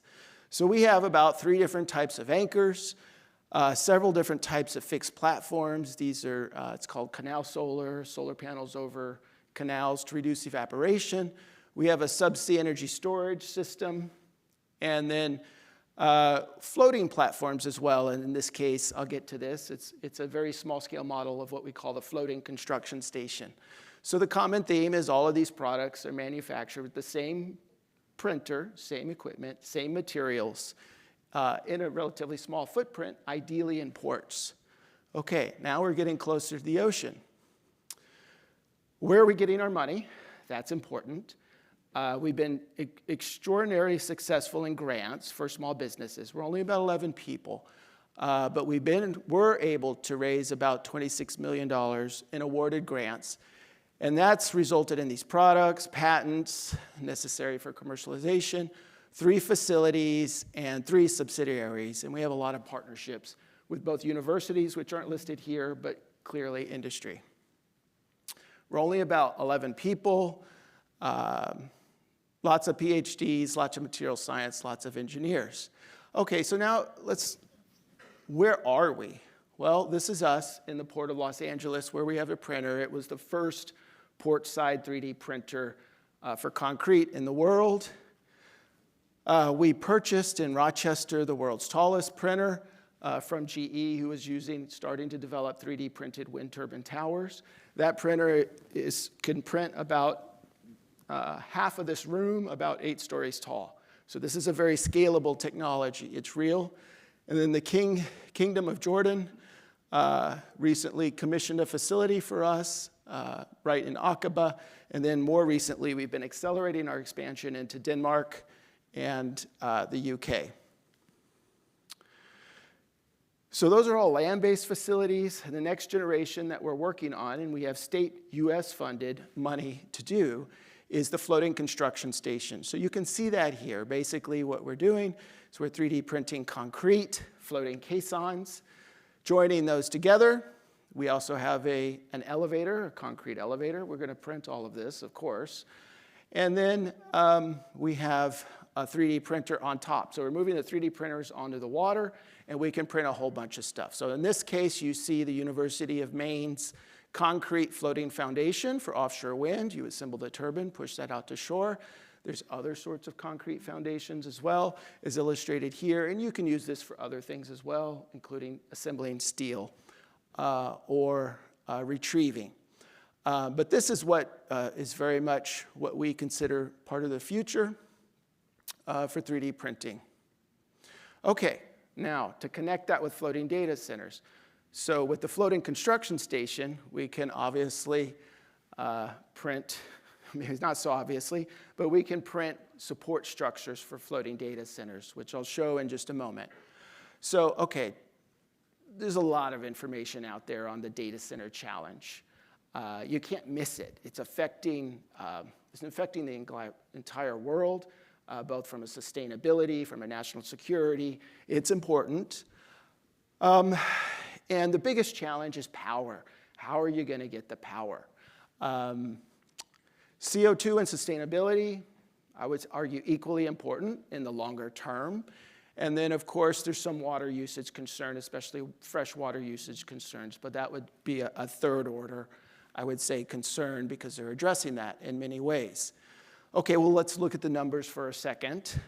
This is from McKinsey, but here we are in 2025. That's 82 gigawatts globally of data center capacity in 2025. And we're going to see in the next 5 years, more than a tripling of that need and demand. That's a lot of growth. This number of 219 gigawatts, that's about 1/4 of the entire electrical grid. And of course, electricity takes time to build and implement. So that's a huge challenge from many, many perspectives. NREL's been doing some good work. This continues to do good work. And what this shows here is where the data centers are in the yellow dots, and where they're headed in these white dots, right? Where the growth is planned. And then the lines are the electrical grids connecting those. But look at this big one here, not too far from you. A lot of growth here. But you see it along the coastlines primarily. Why is that? Well, that's where the people live, right? That's where your resources are. So this is a growth plot. As we know, about 40% of the population lives there. A bigger number, more interesting number, 75% of the energy consumption is in the coastal regions. And we're making that harder. It's also pretty hard to build in these developed areas. So what does that mean? Well, this is, I believe, your electricity supply. This is the cost that you are paying. This is why your electricity bills are going up. And by the way, Arizona was one of the spots there, and water's probably a pretty big concern there. But yeah, so here you are in 2015, over 10 years. This is per megawatt day. It's basically the auction prices. And then all of a sudden, there's a very disconcerting spike that should maybe make your heart rate go up a little bit, because where is that spike going to end? Actually this year and next year. So you will be feeling this in your wallets, unfortunately. It's supply and demand. Okay, so getting to our solution. So what we want to do is we want to move the data center where the power is, or at least could be, that is in the ocean, adjacent to some of these major population centers. So that's where this idea came from. So what you see here, and what our role in this is, we would 3D print a custom platform to support a data center. And that data center, you can integrate photovoltaics on it. You would, of course, need batteries. You would need some sort of backup. You would need a cooling system. You could use seawater cooling. There'll be tremendous environmental concerns about that, but there's some offsetting factors that we can speak about. And then, of course, you need your structure. So this module, which might be a 1 module or 5 megawatt module, something like that, and then this would be part of a larger system. You can crank these out relatively constantly. 24/7, you can make these pretty quickly. But some very important parts of this are where you get the power. So this is what's unique. Floating data centers, maybe not so unique. We're definitely not the first to do that. But coupling it to large amounts of renewable energy is unique. So here you see a floating photovoltaic array. I'll speak more about that. And then, of course, there will be one or more offshore wind turbines, and this has to work as an integrated system. So what's the value proposition for this, right? You can't do your work if you can't pay people salaries, is what this translates to. So, basically we provide power, and we provide these data centers close to where they're needed. There's kind of two types of data centers. You hear about the hyperscale data centers that you can build, like in the panhandle of Texas. The data centers that we're targeting are more edge data centers, right? So they build these large language models and they train them in Abilene, and they can do that almost anywhere.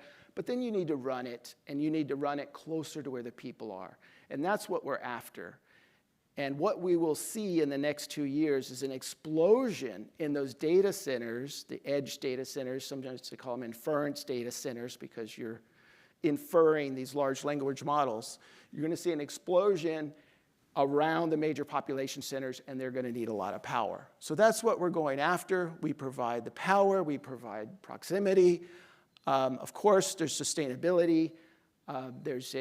If you use seawater cooling, or even if you don't, and you have access to a lot of electricity to provide cooling, you can eliminate freshwater usage. So we're addressing a lot of these challenges in one swoop. So is it a crazy idea? No, it's not from my perspective.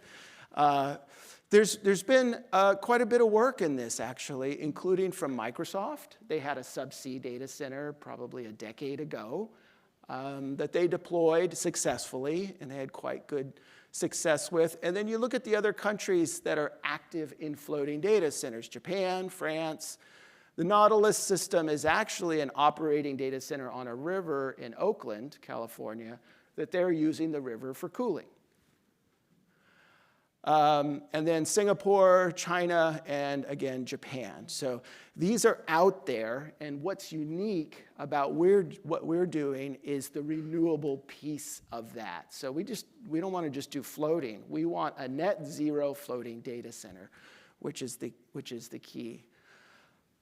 In terms of, can you use renewables to power data centers? Absolutely. In fact, it was done by Crusoe, who built the OpenAI giant, multi-billion-dollar data center. I believe it's in the Panhandle in Texas, and Redwood, who produces uses, I think, recycled batteries primarily. So they have an entirely off-the-grid, solar-powered, so you see the solar panels here, and then you see batteries here. And then the data center, I think, is actually a containerized data center here. So they've recently commissioned this. I believe it's Nevada. And yes, and that's without other sources of renewables. So it's absolutely possible, definitely not crazy.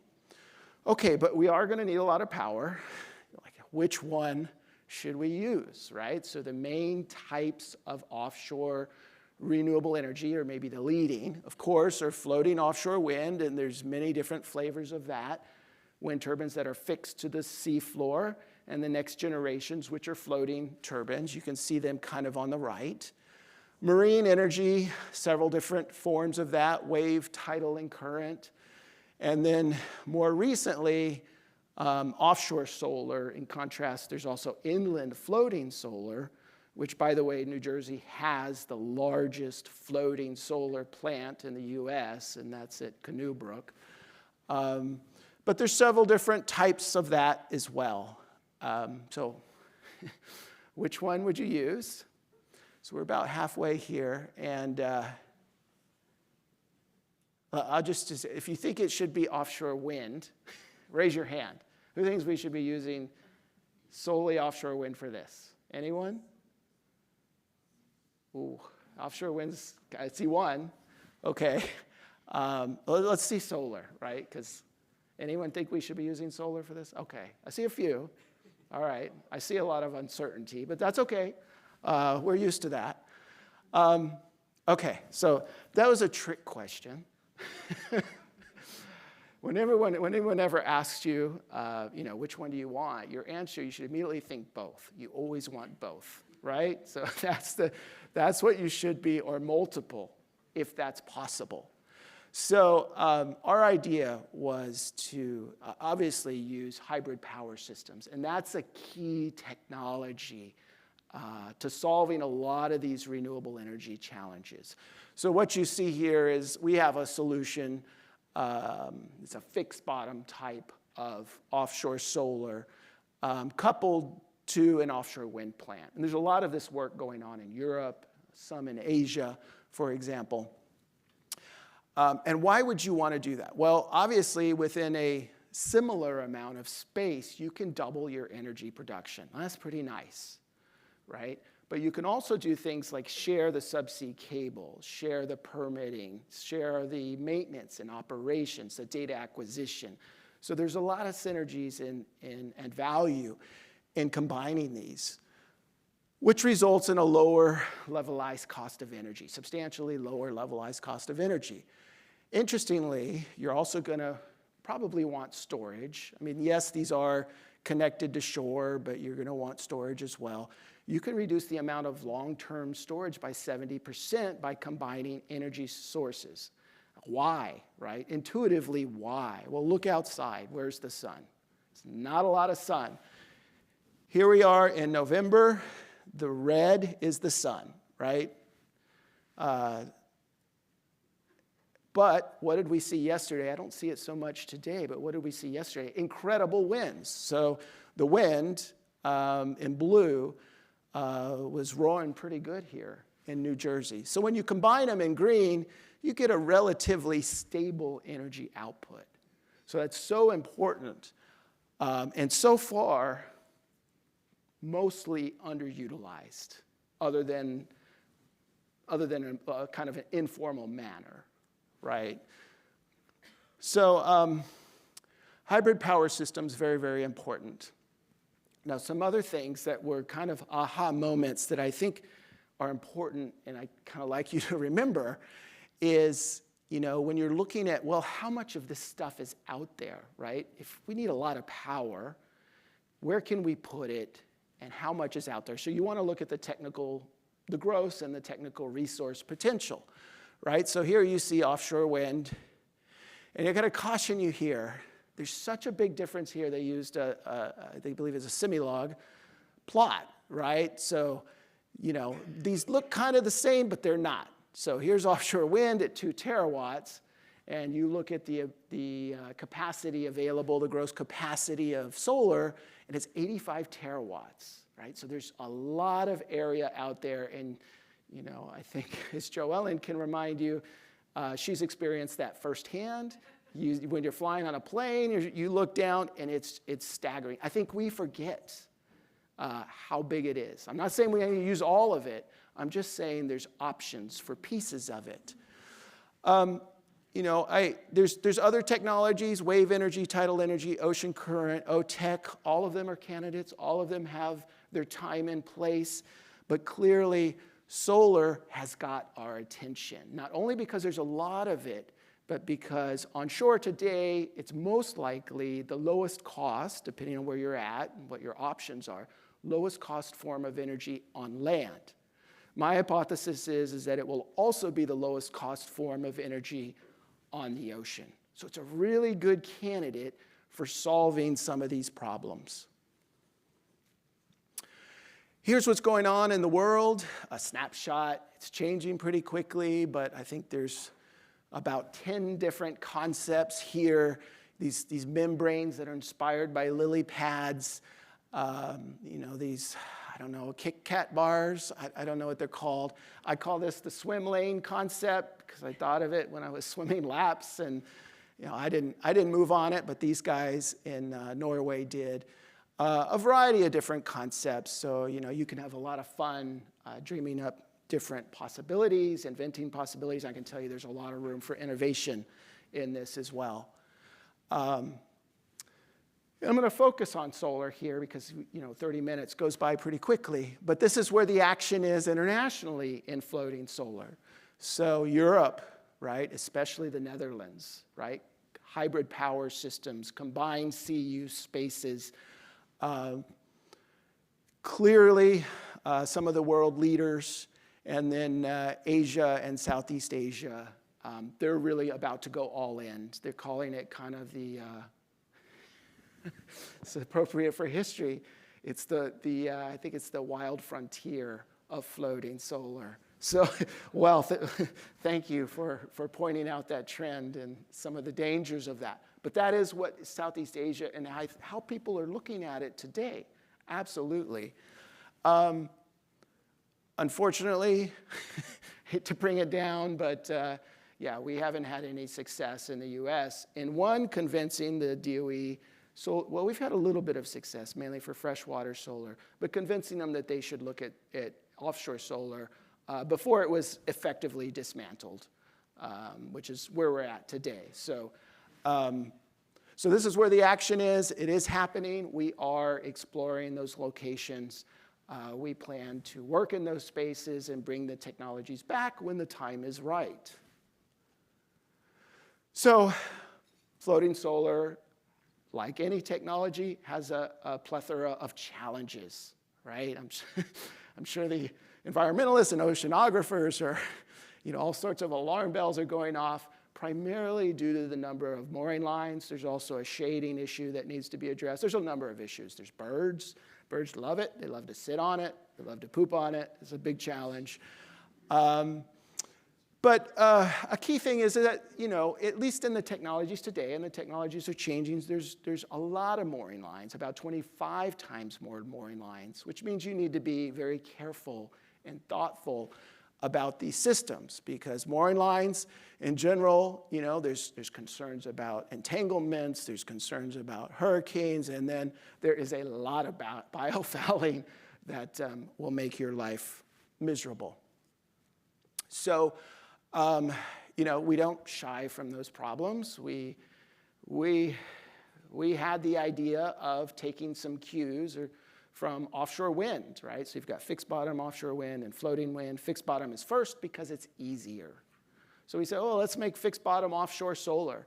And if we're going to do that, let's make it nature positive. So what we want to do in the solar space is we want to 3D print basically an artificial reef or a pier or whatever you want to call it,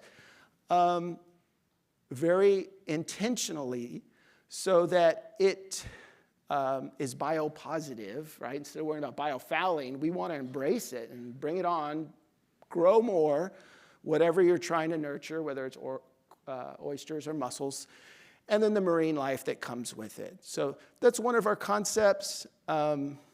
We didn't get traction on this before the US funding basically went away. Doesn't mean it's going to happen. It just means it's going to be put on the low priority, on the back burner for a period of time.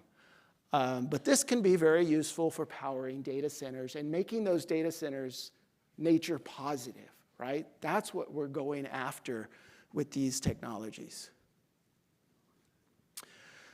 So we seek a triple value proposition, right? We're offering with, we call that solar reef, by the way, potentially the lowest cost ocean electricity at about $50 a megawatt hour. It's more expensive than land-based, but it's close to your source. You can do things with that solar reef that enhance coastal resiliency, right? So when that biogrowth, the mussels are tremendously effective at mitigating waves, big waves that damage seashores, wash away houses. And then, of course, trying to nurture these marine species. One thing that I forgot to mention that I think is probably appropriate here is I like to mention, and it goes with our mission, is that Sperra is a made-up word. It went to our staff. They really didn't like the old word, which nobody knew what it meant, which was RCAM Technologies. But so we had some marketing help, and Sperra comes from the word space, who's the goddess of hope, and terra, earth. And you put those two things together, and you get Sperra, and you can trademark it, right, which is also important, and you can claim the domain name for Sperra as well. So those are business things you have to consider, but I think it really captures, especially today, I think it's appropriately named. And, I think it's also reflected in what we're trying to do here, right? This is more than building data centers, more than solar energy. This is becoming nature positive. And that's really at the core of what we're trying to do. So I don't have, a lot here on the conclusion. I mean, clearly data centers are a giant problem, a challenge, an opportunity, all those things kind of wrapped up in one. Our national defense depends on these data centers, our productivity, but they also create a lot of challenges. And there are solutions out there, and there are people, tech companies, interested in this. So, and we have some solutions that we think it won't solve the entire problem, but we think it can solve a lot of the problem, especially this problem of edge data centers, which I think you're going to see more and more, primarily over the next 2 years. But because we have a lot of students here and a lot of researchers as well, clearly there's a plethora, a cornucopia, because we're coming up on Thanksgiving, of research opportunities in this, everything. Like, you can ask me lots of questions, I'm going to tell you I don't know the answer, we need to research that further, right? It's just taking off. So hybrid, these are just the ones that came to mind from a mechanical engineer's perspective. Hybrid power systems, floating solar technologies, floating data centers, everything around that, environmental impacts. There's got to be so many that need to at least be considered, and then permitting and regulations. And then history, I think, also needs to be in here because, our favorite saying, or at least my favorite saying is on Slack, when somebody does something new for the first time, which is like for us, it's like every 3 or 4 months, I feel like, our favorite saying is it's one for the history books. Right? So I try to share with my staff the importance that we are making history here, whether we like it or not. So, and it's an important piece of that. So that's it. I do want to close with another thought, and that is, to express my appreciation to the Climate and Energy Institute for bringing this together, bringing us all together here. And the reason for that, what I was thinking about last night is everybody knows divide and conquer. Everybody knows that phrase, and especially in the US, is basically being pulled apart. So the other side to that, the defensive action, I was thinking, is more like convene and overcome.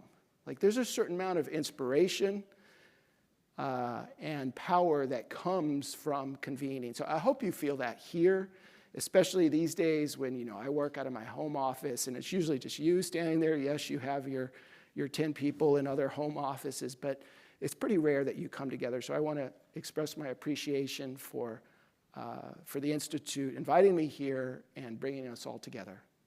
Thank you.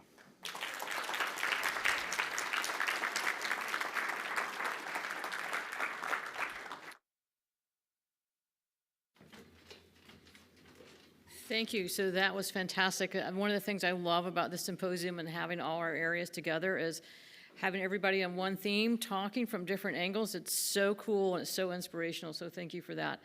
Okay, so our last speaker is our own Cymie Payne, and Kevon, you can come up and give her a good introduction.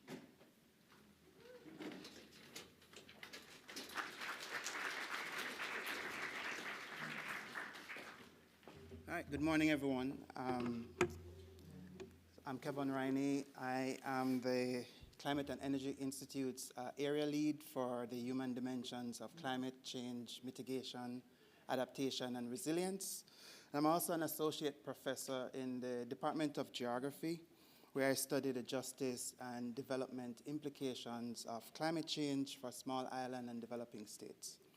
Also going to remind you to save your questions for the plenary panel discussion and to use up your QR codes to submit your questions online. It's an absolute pleasure to introduce our next speaker, Prof. Cymie Payne. Prof. Payne is a member of the Department of Human Ecology in the Rutgers School of Environmental and Biological Sciences and the Rutgers Law School. where she teaches climate change law and policy, international environmental law, and U.S. environmental law and policy. Cymie has published extensively on a range of global environmental governance issues, but I think the highlight of her career is the amazing public policy, climate litigation, and advocacy work that she's doing. And I just want to highlight a few of those from her long list of accolades. So Prof. Payne is a fellow of the American College of Environmental Lawyers, past chair of the American Society for International Law's Steering Committee for the signature topic Beyond National Jurisdiction, and is a recipient of the 2025 Nicholas Robinson Award for Excellence in Environmental Law and Policy. She's a current chair of the Ocean Law Specialist Group of the International Union for Conservation of Nature, part of the World Commission on Environmental Law, where she leads the IUCN's work on legal aspects of the Biodiversity Beyond National Jurisdiction Agreement. She also led the team for IUCN's submission to the International Tribunal for the Law of the Sea in its milestone 2024 advisory opinion case on climate change, and has provided expert advice on environmental liability and reparations for several courts, including the International Court for Justice. And she's also a member of the Atrocity Crimes Advisory Group for Ukraine. Her talk today is titled International Court Climate Change Opinions, Ocean Treaties, What Science Got to Do with It. And it's an absolute pleasure to have her share some of her work with us. So please do join me in welcoming Prof. Payne.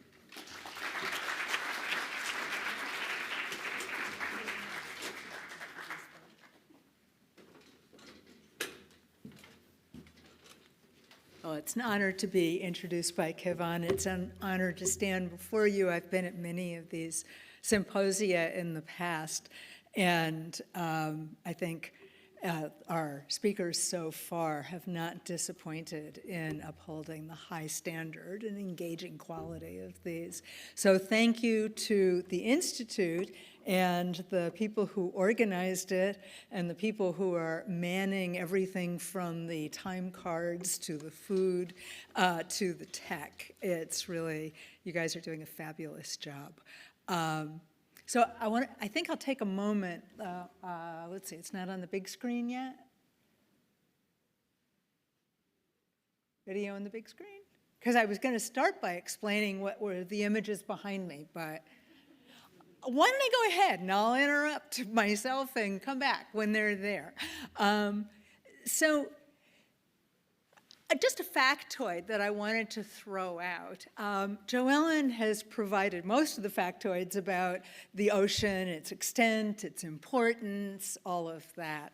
But one I'll throw in here is that the ocean is more than half of the area over which the United States has jurisdiction. Our ocean domain is larger than our terrestrial domain. So that was true for Apele Huafa, it's true for us. The difference is that the Pacific Island culture recognizes this and we don't. All right, so the critters behind me are courtesy the Schmidt Ocean Institute, which those of you who do ocean cruises will know has a research vessel that they make available to ocean researchers, and this is some of the amazing stuff. And I thought maybe at this point in the proceedings, you'd rather sort of see my clients behind me than a lot of words.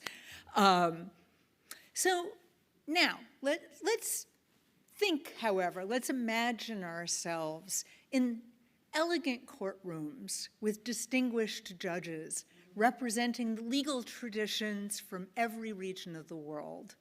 They sit day after day. They listen to lawyers and diplomats from small island developing states that are being submerged by rising seas, from nations whose economies either depend on or are powered by fossil fuels, from democracies and authoritarian states. And the first presentations that each of these courts hears are made by scientists. They're getting to see what it is that is in the ocean, how the ocean works, how climate change and the ocean interface. And that lays the factual basis for the legal arguments to come. The scientists did this extraordinarily well in the 3 climate change advisory opinions issued by 3 international courts that I'll explain a little bit. And I guess this isn't in my notes, but I can't resist. A few years ago, there was a case at the International Court of Justice where it was a dispute between Argentina and Uruguay over Uruguay wanted to build pulp mills on the shared boundary river, and Argentina was opposing it. And judges of the International Court actually wrote a separate opinion saying how badly the court had handled the scientific evidence. So this is 180 degrees. We see these courts now taking the science seriously, making the effort to understand it. And what were they asked to do? So they were asked to interpret international law in order to advise the nearly 200 nations of the world on their obligations to deal with climate change. One courtroom is in Hamburg, Germany. It's the Law of the Sea Tribunal. It rules on maritime disputes for all nations that are party to the Law of the Sea Convention. Those cover everything from prompt release of ships and their crews, to fishing rights, to liability for seabed mining, to the determination that the Chagos Archipelago is part of Mauritius rather than the United Kingdom. Another court sits in The Hague in the Netherlands. That's the World Court, as it's called casually, or more formally, the International Court of Justice. Its cases range from interpretation of the Genocide Convention to disputes over construction on the Danube River. And that court is at the disposal of any nation that accepts its jurisdiction. The third court sits in San Jose, Costa Rica. It's the Inter-American Court of Human Rights, and its jurisdiction is based on the American Convention. And I guess I should say, because we tend to often say American, meaning the United States. The United States is part of the Inter-American Commission on Human Rights, but it does not accept the jurisdiction of the court. Surprise, surprise. So each of these 3 courts, starting with the Law of the Sea Tribunal in 2024, and concluding with the ICJ, the International Court of Justice, just this summer, forcefully stated that governments have binding legal obligations to take urgent and ambitious action on the climate crisis. Why do these opinions matter? Their basis in the science, what they call for, and a new treaty that will tell us how to implement them are the things that I want to mention next. So the opinions are advisory, and as such, they're not legally binding, but they're very influential. In this case, the opinions provide guidance for governments to satisfying obligations. And I think it's important to remember that the obligations that the courts are talking about are obligations that states agreed to themselves in becoming party to the treaties that are being interpreted, although most would likely not have foreseen the consequences they now face from those commitments. This is where a historical perspective that Helen has shared is really useful, because we do need to understand how we got to this place. However, that is not my job today.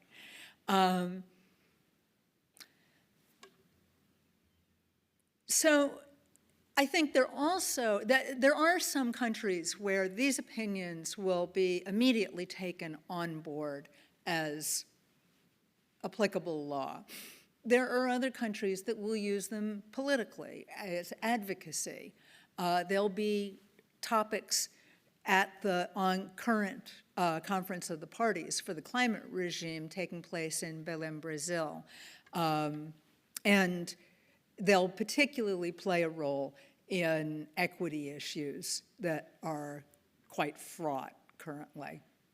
So each court devoted significant time to this in its written, both in the oral proceedings what countries presented, but then in the opinions themselves. I think it was 35 pages of the Inter-American Court of Human Rights out of about 250 pages of the opinion were devoted to the science of greenhouse gas pollution and its effect on temperature, and for the Law of the Sea Tribunal, ocean acidification. So remember, I will talk about greenhouse gas pollution sometimes because climate change isn't the only thing that's happening to the ocean. Each of these opinions relied on the Intergovernmental Panel on Climate Change. And you've already heard how leadership from Rutgers, from my colleague, Dr. McElwee, and our other colleague, Dr. Kopp, have enabled the US, which is one of the major contributors to the IPCC. It's a global process, but the US contributes, and people from Rutgers in particular, there's many in this room I know who have been authors, first authors, all kinds of things on those reports. You know, it's essential that that keep going. Each of these took the IPCC as the benchmark for the science. They didn't go out and do a scientific review of the literature. They turned to the IPCC. And it led them to take into account the 1.5 degree threshold that the Paris Agreement treats as aspirational. Okay? This was the first time, the Law of the Sea Tribunal was the first time an international court has tied the 1.5 degree temperature to a legal obligation. I'll talk a little bit more about the Law of the Sea Tribunal and then more briefly about the ICJ and the Inter-American Court. So a request came from the Commission of Small Island States on Climate Change and International Law. It's an intergovernmental group of island nations that are especially vulnerable to climate impacts. COSIS was established specifically to try to use international law to clarify and advance states' legal responsibilities for addressing climate change. It asked the Law of the Sea Tribunal to clarify what the Law of the Sea Convention requires that countries do in response to the harmful effects of climate change on the ocean, including the contribution of greenhouse gas emissions to warming, deoxygenation, acidification. It's stating the obvious to say that most greenhouse gas emissions are from land and that the focus of climate change policy has been on those sources. And it's also natural that adaptation policy has focused on land since that's where most people are.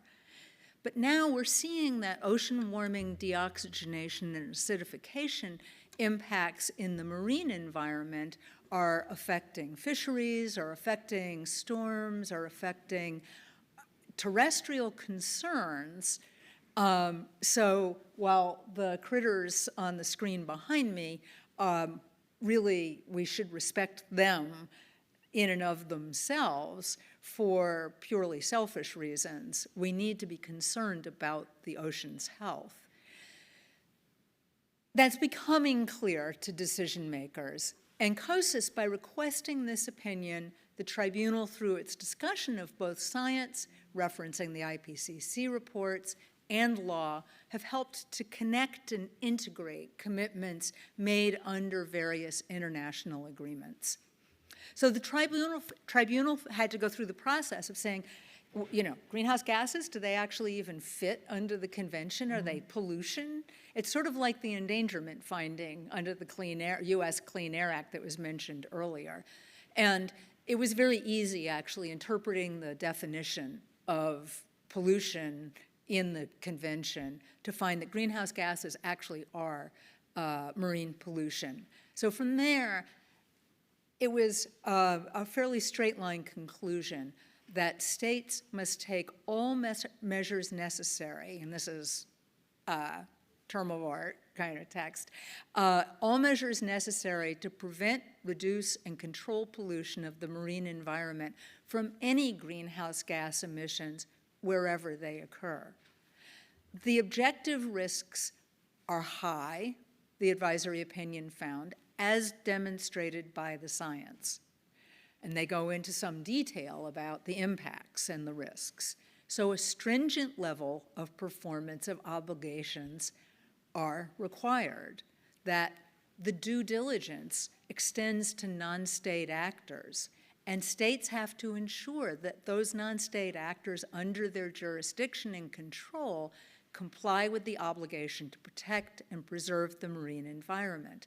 They have to exercise appropriate oversight and enforcement to prevent harm from non-state actors. Okay, I hope that your minds are now thinking, who could those non-state actors be?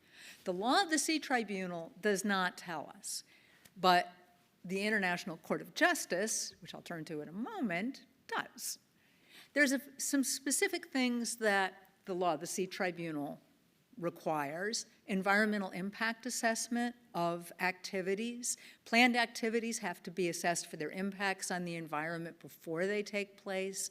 Here again, studies of species that might be affected, ocean dynamics, the cumulative impacts of climate change are just some of the scientific and technical inputs that are required.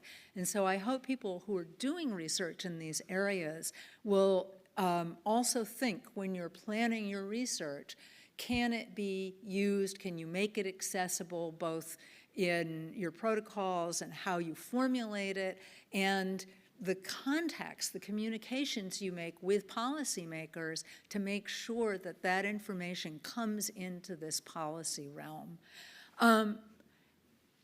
And so the law of the Sea Tribunal also pointed to the detailed provisions for EIA that are embodied in the new multilateral agreement that we call the Agreement on Biodiversity Beyond National Jurisdiction. And I think I'll have time to mention briefly what that does at the end. The opinion brings adaptation to the forefront, so concern to restore and protect the marine environment.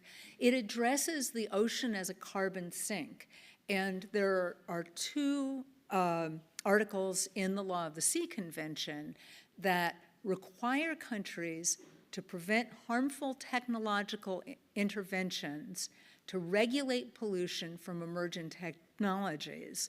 And the tribunal linked these to potential risks from geoengineering technologies. So we see there a kind of underscoring of the need to apply the precautionary approach when we're doing things to fix one problem, that we don't cause another problem. Also, developing countries must be supported by developed countries, both in their mitigation and adaptation, also in their engagement in marine scientific research. And I know that many of you are doing that already here at Rutgers and at your universities, speaking to our guests here. So that's something, you know, that is an essential part. It's an obligation under the convention, and it's the right thing to do, clearly. The Law of the Sea Tribunal said the failure of a state party to the Law of the Sea Convention to take effective steps and to give effect to the best available scientific evidence in respect of climate change will expose that country to the risk of responsibility and liability under the convention.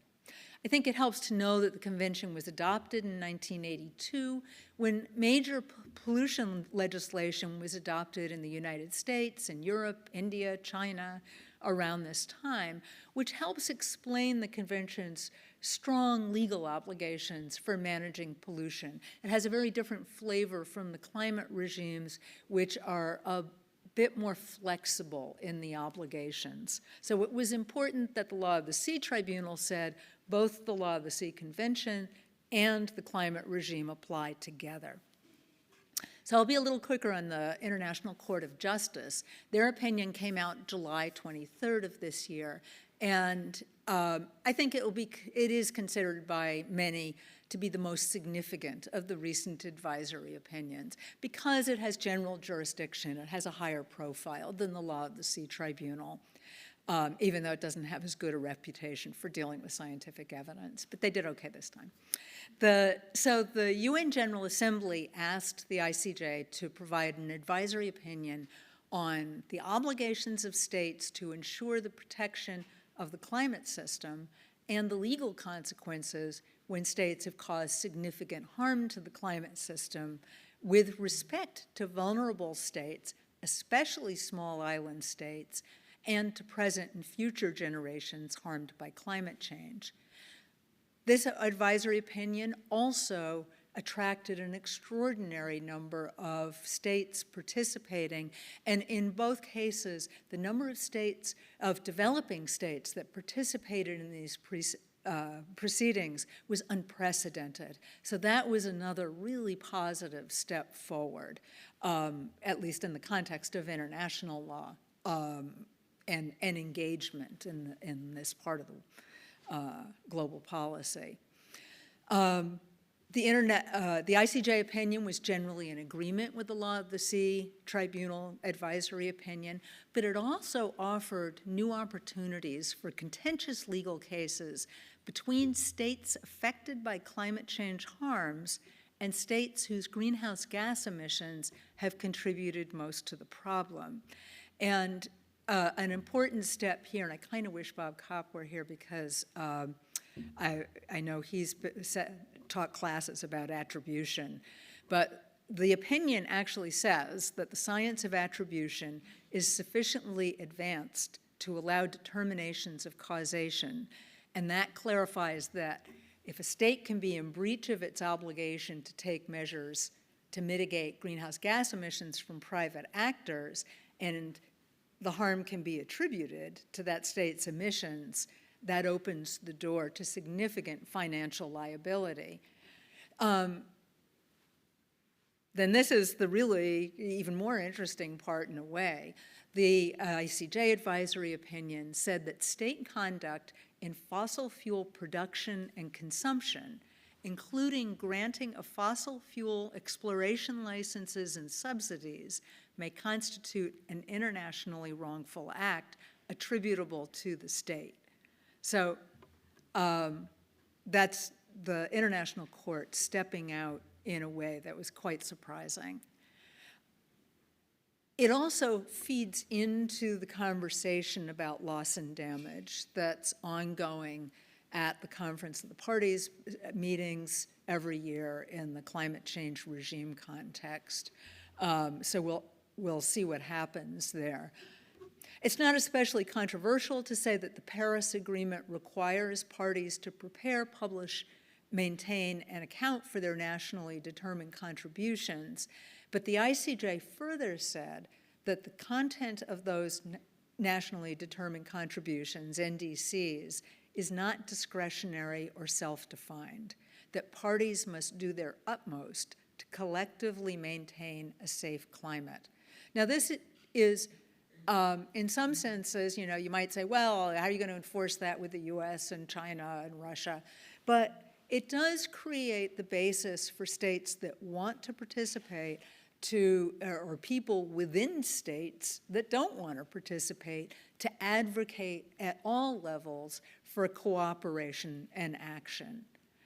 Another important finding in this opinion, and it was a question that was not asked of the Law of the Sea Tribunal in order to allow another body, the International Law Commission, to issue its long-awaited report, was on sea level rise. And if you're interested in that issue, there's two critical questions that the opinion responded to. One is, do rising sea levels require, so if you're familiar with ocean zones, you know that it's essentially a place on the coastline that is the baseline, and then you measure 200 nautical miles out from that for the ocean entitlement and for the exclusive economic zone of each country. If the sea level rise forces that baseline to retreat, then not only is the landmass shrinking, but also the ocean territory shrinks. So this is of critical concern to small island states. And the decision from, or the opinion from the court said, no, the law does not necessarily require moving that baseline. So that was a big win for small island states that are subject to sea level rise. The second is, if a state completely, if its landmass completely disappears, that's one of the constituents of sovereignty, the territory, it would not necessarily entail the loss of that country's statehood. So the Inter-American Court, there's a lot more in both opinions, but these are some highlights. The Inter-American Court of Human Rights drew more on human rights law than either the Law of the Sea Tribunal or the International Court of Justice, but along similar lines. And all three courts flagged the importance and the application of the precautionary approach. Scientists who publish in the peer-reviewed literature, who participate in the IPCC, have had really a tremendous influence on these opinions. And without your work, it is highly unlikely that the courts would have confidently reached these results. So thank you to all of you who have been doing that hard work, unpaid, hopefully recognized by your university and your colleagues. But I like to use the term not volunteer, but pro bono publico, for the public good, which is what lawyers, just how we describe our volunteer work. So scientists can continue connecting your work to climate policy through the IPCC and through engagement with the newest international treaty, the Biodiversity Beyond National Jurisdiction Agreement, which will come into force on January 17th of this coming year, which is amazing. I mean, this was very fast, that there were enough ratifications to, needed 60 ratifications, and it got more than that on September 20th. I'm personally particularly interested in the twilight zone, the mesopelagic zone, which is the, as you probably mostly know, the oceanic layer that goes from 200 to 1,000 meters below the surface. It's characterized by limited sunlight penetration, and it's got the largest migration on the planet. It's a vertical migration where the critters that live there swim to the surface every night. And that is part of, a critical part of the carbon pump, as well as being a critical part of marine food webs. So whether it's, thinking about climate from the perspective of protecting that aspect of the carbon cycle or biodiversity, through,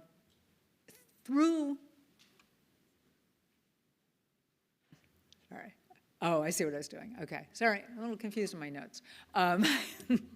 So you can find explicit paths through the Biodiversity Beyond National Jurisdiction Agreement to engage and actually take the advisory opinions forward in some very specific ways.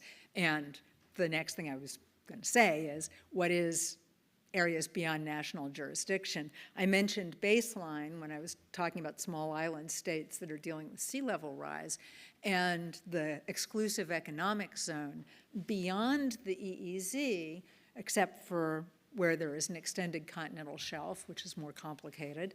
There is the high seas and the area, which is the name for the seabed underneath the high seas, and of course the airspace above.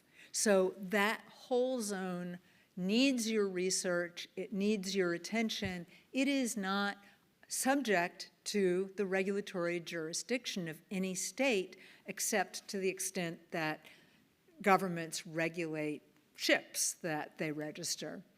So this is an area where the BB&J agreement steps in and says we can create marine protected areas, we can require environmental impact assessment, and it also provides an equity element by requiring capacity building, technology, transfer of marine technology from more technologically advanced states to less technologically advanced states, and finally, for it implements the concept of this area being the common heritage of humankind by requiring that when there's prospecting, so, oh, we lost the video. Oh, well. I turned this around, but I don't want to wreck the connection. It's back. All right. These guys, all these guys, have incredible genetic diversity. And there are scientists who are interested in collecting samples, analyzing it, putting the genetic sequences into databases, figuring out if they have interesting activities that can do things that humans want to have done. And some of those things turn into commercialized products. So there's a sharing of both financial and non-financial benefits that's part of the treaty. To implement all of this, scientific information and expertise are needed. And through the BB&J agreement, there are two elements. One is being designed now, which is called a clearinghouse mechanism, which will be some kind of thing on the internet that will collect everything from notices of planned activities that are going to be subject to environmental impact assessments to the data collected from the marine genetic resource explorations. There'll be also a scientific and technical body, and that is somewhere where scientists will be invited to serve in different capacities to provide their advice and oversight to these processes. It's very much a science-driven process, and we want to make sure that stays. So there's many pathways for all of us to engage. Social scientists, natural scientists, policy experts. I think a couple of them, they all include making sure that all of us and our fellow humans have greater ocean awareness.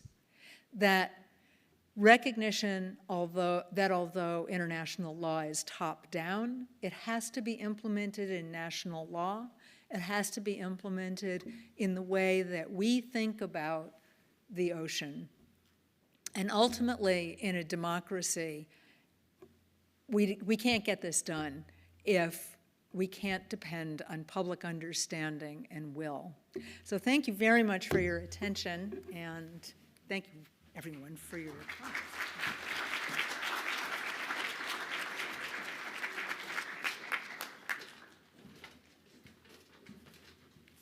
Okay, panelists, come on up. No. However you feel comfortable. Joellen will be right back. Do you care where we sit? Nope. I'm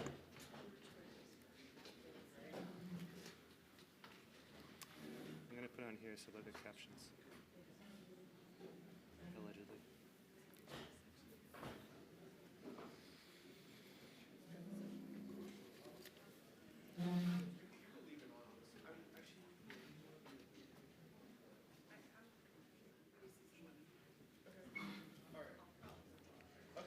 No?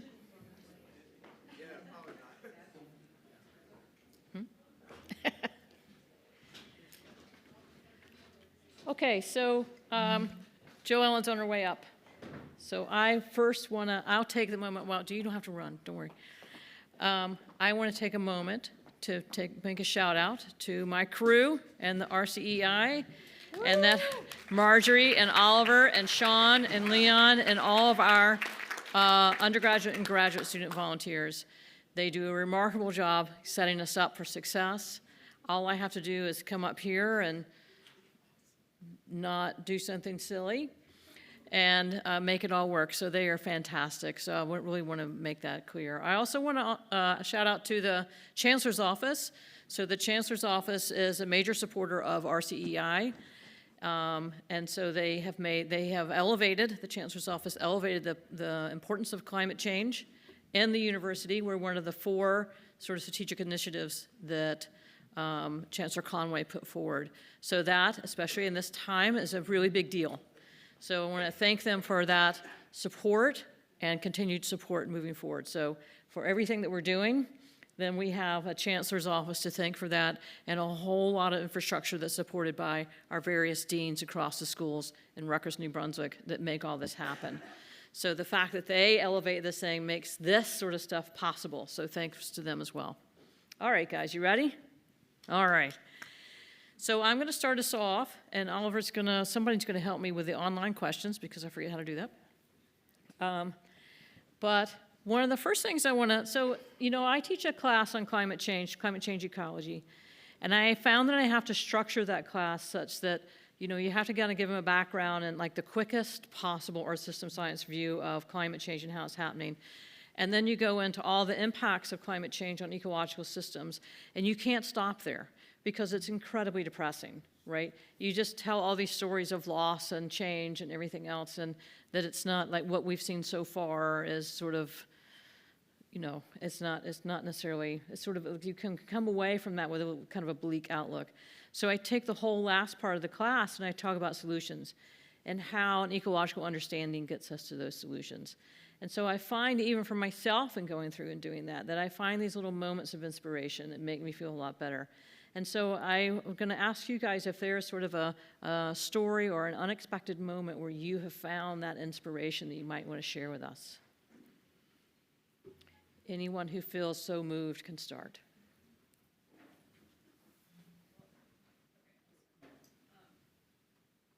So when I teach global environmental history, I also try to bring in that hope story. But one of the things that's amazing about ocean histories is that you can study so many different cultures and see how amazingly different ways that people and communities and cultures have had interacting with oceans. And you can really get good ideas about things that are applicable from indigenous cultures, from people who live in challenging and extreme environments, and so I guess that's what I tell my undergraduate students when I'm teaching is to these plural histories really can help us learn things about the way people have done things in the past or are doing things now that we could adopt. Joellen? I teach a global change class at 478, 578, so I have like 20 grad students and 80 undergrads.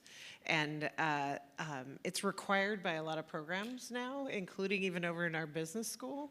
And so the hope thing is important. I tend to focus now, though, on, as a scientist, the requirements for working in this field are some combination of courage, integrity, and endurance. And it's one of the reasons I love Rutgers so much and love coming home to all of you, is that that courage part is not small. We crawl out to the edge of what's understood about our universe, and we create new understanding. That takes a lot of courage. Everybody here has written or sent in a paper and expected to get the big whack, which we do still. It's part of our job. And then there's the integrity part, calling it like it is, absolutely standing up and saying, this isn't working. It didn't work. It failed. Big faceplant, welcome to my yard sale. Wow, I hate this so much. And then there's the endurance part, which is the part we're best at, which is we just keep getting up, knock me over, get back up, got a bad review, send it back in, back, try again. And I find that more than even hope, I want grit. I want them to try again. It's like, I'm not trying to sell you on a science career that is gonna be fun the whole way. There's no such thing. The career, actually, it's like being a boxer. I am planning to get in the ring and have somebody punch me in the head. That's my job, is literally to try and punch them back, right? It's my job. I get in the ring, I put in the paper, I do the experiment, I beg for the funding, and I expect to get punched in the head. That's my job. And I'm training students who do that too. And the best part of my life, other than my beautiful babies, is all of my colleagues. Oh my God, these are the toughest, kindest, warmest, most amazing human beings I've ever met in my life. They're amazing. So I love the hope message, but for me, I'll be up tomorrow morning. I'll be up the day after that, and until I can't do it anymore. And when I fall in the traces and can't go any further, I expect every single one of my students to step right over me and get up that hill. There you go.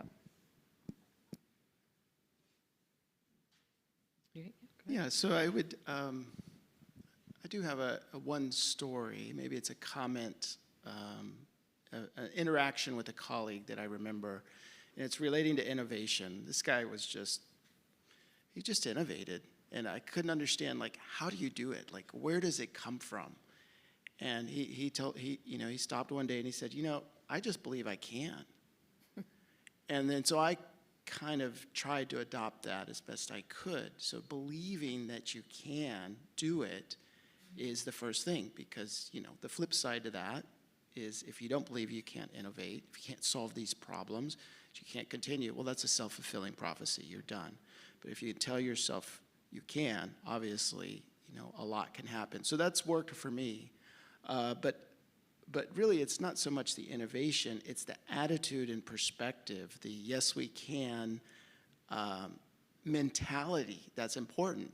Because we propose some ideas here that, I ask, is it crazy, right? So, I mean, I could talk to a lot of people, and you get used to it after a while. A lot of people will tell you it's crazy. If it's a good idea, you almost have to jam it down people's throat. I don't know who said that, but that's what I kind of expect. And, if we accepted that, well, okay, that's not going to happen. I'll just, I don't know what I'll do. I'll retire, or I'll go do something else, or work for a big company or something like that. So it's this idea of this perspective of like, we set our own limits.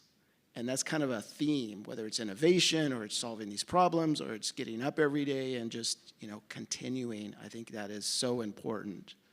And I think they're all related. Yeah, thank you. Yeah, a lot of moments come to mind, actually, but I'd say this, so in the last year, especially this summer, things have felt kind of bleak in the world of U.S. environmental law.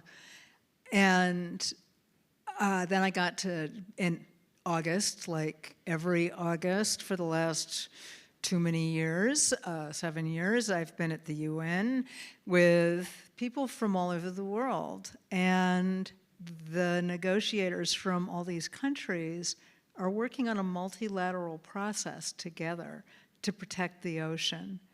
And that is so uplifting. And sort of connected with that. So that's the UN, these are diplomats, the head of delegation, the ambassador, all these, sort of top-down people. And then I'm back here, and year after year, all those years, my students in international environmental law learn about the BB&J agreement from when it's a little idea and the negotiations are rough, and every year they, and finally, they've come through this, generations of students have come through this process, and I hope all of them saw the news that it was successful and maybe some of their ideas percolated into it. So that was a good moment. Thank you, everybody. Do we have a question? Go ahead, Leon.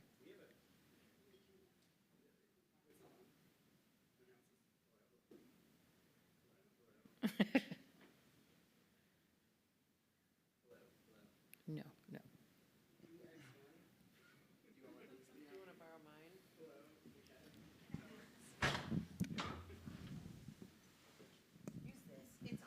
All right, we got a ton of questions into the forum, which is really yeah. great.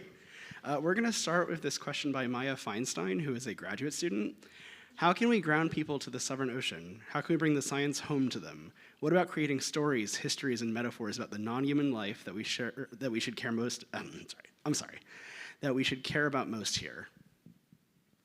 You have to share. Yeah. Since it's a Southern Ocean question. That is a great question, and I will just tell you that I have convinced my state and my governor that what happens to us is connected deeply, wildly, totally to what happens in the Southern Ocean. So much so that one of the most famous public art installations, it's a huge mural. It's on the side of what was a Cineplex, a great big huge, movie theater complex. And it's this gorgeous kind of traditional Sonoran desert landscape, right? And the red rocks and the saguaros with their arms up and all the rest of it. But swimming through the sky of this incredible landscape are blue whales to scale. To scale. It's gorgeous. By the way, I have photos of me standing in front of this mural, of course, but it's public art done by regular folks in Tucson who imagine how connected we all are. And I love that. There's been, we've had a couple of city poets who've actually written fabulous things for us, and it inspires me every day. Every day. We are doing this work together. I may be doing my robot floats, but you won't believe it, because we're nerds in the middle of the desert. So I give a public lecture in the evening, and I think it'll be me and the crickets, right? Because I'm going to talk about robot floats in the ocean. And 1,700 people showed up. And we couldn't quite, it's kind of magic, I believe, and so do we all, that we are connected. We are doing this together. And if we save ourselves, we save our ocean too, and vice versa, so. Julie, can I add to that? Yeah, There's of a course. fantastic ocean history of the Southern Ocean.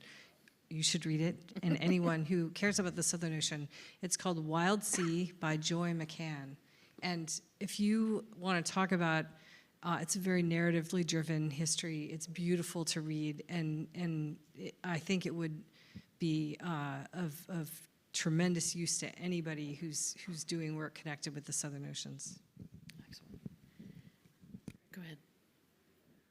Yeah, all right. So this question is from Sedona Webb, who's a graduate student. Our global economy has long been intertwined with war and conflict. As climate change intensifies competition over resources, we're likely to see new forms of conflict emerge. From a historical perspective, what lessons can help us understand whether societies can break this cycle and find peace?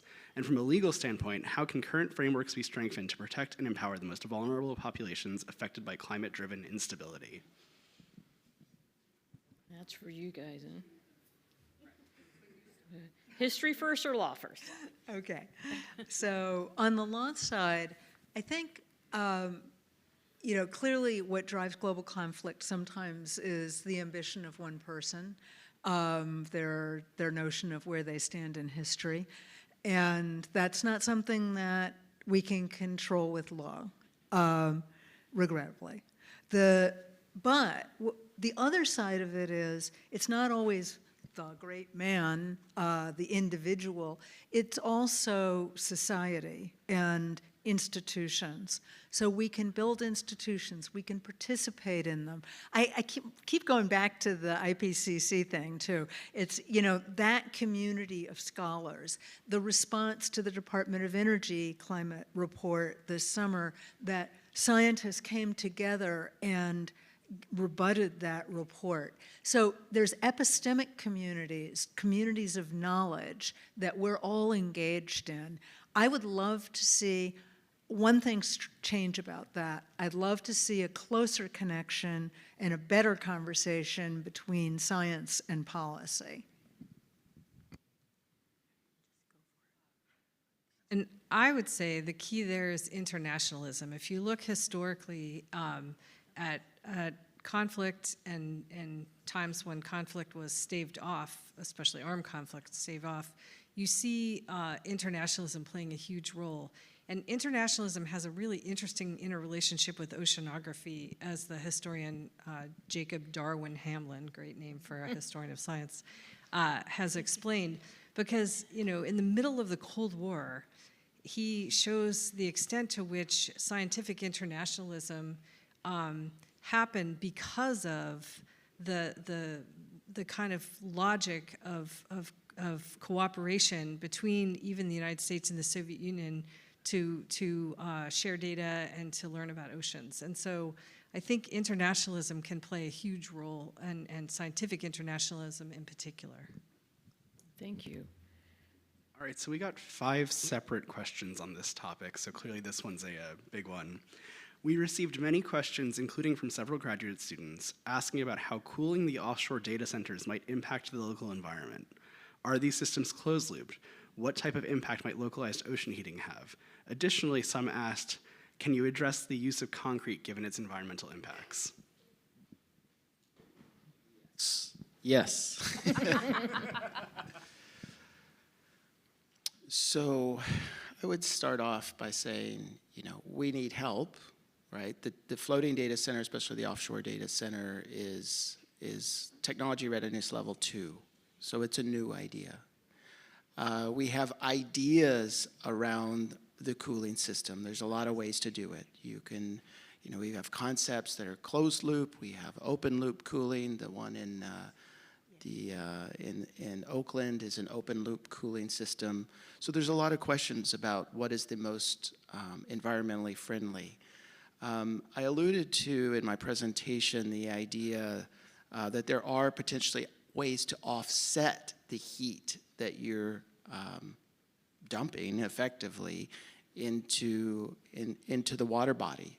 And one way, one simple analysis that needs to be done is a heat balance. So one of the things about floating solar panels is that they reflect and they emit, they basically shade the water, which can reduce the heat.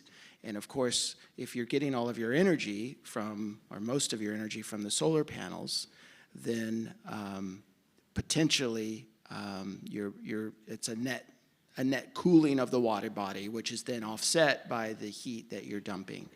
So there's a lot of questions there. We don't have the answers yet. And then there's other considerations about what sort of water body is this? Is this high seas, right? So you can connect these data centers directly to the substation of an offshore wind plant, where, probably the heat that you're dumping is relatively small compared to such as a bay or a river, or is it a tidal region where the tides and currents quickly carry the heat away? So yeah, there was a lot of questions around heat transfer. I think yes, that's one of the key issues. Shading is one of the key issues. And then there's a third way, and that if you have access to a low-cost, abundant form of energy, floating solar, then you don't use seawater cooling. So you use not evaporative systems, but closed-loop cooling systems, chillers, basically. More or less run air conditioners or heat pumps is basically what you're doing. So, that's kind of the fallback. And the reason why, data centers don't really want to do that is because it requires electricity, more electricity, to then cool the heat that you generated with even more electricity. So there's an efficiency penalty, basically, when you do it in that method. So, again, we don't have all the answers yet. I think this would make a great dissertation. We'd be happy to work with somebody. We have, former professors on staff, basically. And we're actually seeking solicitation, dissertation topics at Danish Technical University, right? So they have a program. So I hope that's helpful. Oh, concrete, yes. So concrete has a horrible reputation because we use so much of it, right? So when you look on it on a per kilogram basis, its carbon footprint, its greenhouse gas emissions is generally on the order of half that of steel. But it's cheap, it's abundant, it's local, so we use a lot of it. So that's why concrete has a really bad reputation. With that said, there are ways to make it greener, and that's one of our ambition is to reduce the carbon footprint of the concrete that we use. And we have, I can point you to peer-reviewed journals, journal articles. For example, for our suction, some of our anchors, we have suction anchors. We also have wind turbine towers. The study has been done. Generally, the number is between 40 and 60% less CO2 reduction compared to our steel competitors. So it has to be taken in perspective. Everything has an impact, and we will do our best to further reduce the carbon intensity of concrete. Nothing is free. Go ahead. Keeping it going with Jason here for a minute, we received several questions about increasing intensity of ocean-driven climate events, such as storms, and how these might impact both the solar panels as well as the data centers. Is there concern about potential data loss from a hurricane, per se? Absolutely, and that was one of the reasons why we invented Solar Reef, is we actually designed that structure. We have a preliminary model to withstand a Category 4 hurricane. We could have gone higher, but we're trying to balance the risk and the cost of the structure. So that's one of the advantages of going to fixed bottom. And these data centers can also be fixed bottom if desired, certainly. And it works best for shallower areas. In particular, we had the Gulf in mind, right? So we were actively designing for that. For the other systems, the floating systems, there's a lot of things floating in the ocean that have to withstand hurricanes. And I guess the best answer I can give for that is with mooring lines, anchors, you can design for it. You have to design for it. And if you're designing for it, it's, you're going to have to make it bigger, you're going to have to make it stronger, so you're going to need a cost-effective way to do that. So we view that as an advantage, basically. We're lower cost, stronger stuff, basically, is what we're working to commercialize. All right, next I have a question from Corey V., who is a graduate student. They say, one thing I sometimes struggle with is that these conversations can feel like we're talking to people who already agree. How do you engage or motivate those who disagree or tune out completely? And what strategies would you suggest for individuals who want to contribute to real change without institutional power? Not allowed to just say TikTok, right? You can say what you want. I love that challenge. That is one of my, I thought I'd be like a big nerd talking to only other nerds forever.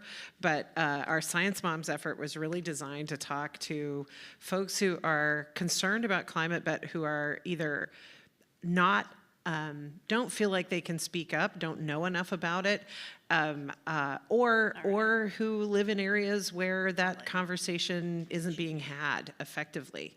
And it's pretty fun getting to go talk to people at Tucson, up at Montana Power, or our the Salt River Project with our dam or our nuclear power plant.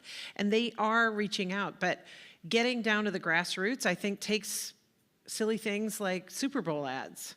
We try to make, with my Science Moms folk, we try to make, 1.5-minute clips, like the level of TikTok or Instagram, and we post them in a way that you should be able to watch it while you're sitting in the line in your car waiting to pick up your kid, right? It's 1.5 minutes, maybe 3 minutes at the longest.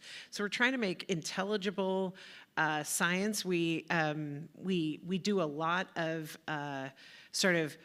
all of my friends in meteorology, they tend to call you up and say, hey, I need somebody to do a little climate commentary while I talk about the weather. I want to do the weather, and I want you to talk about the climate part.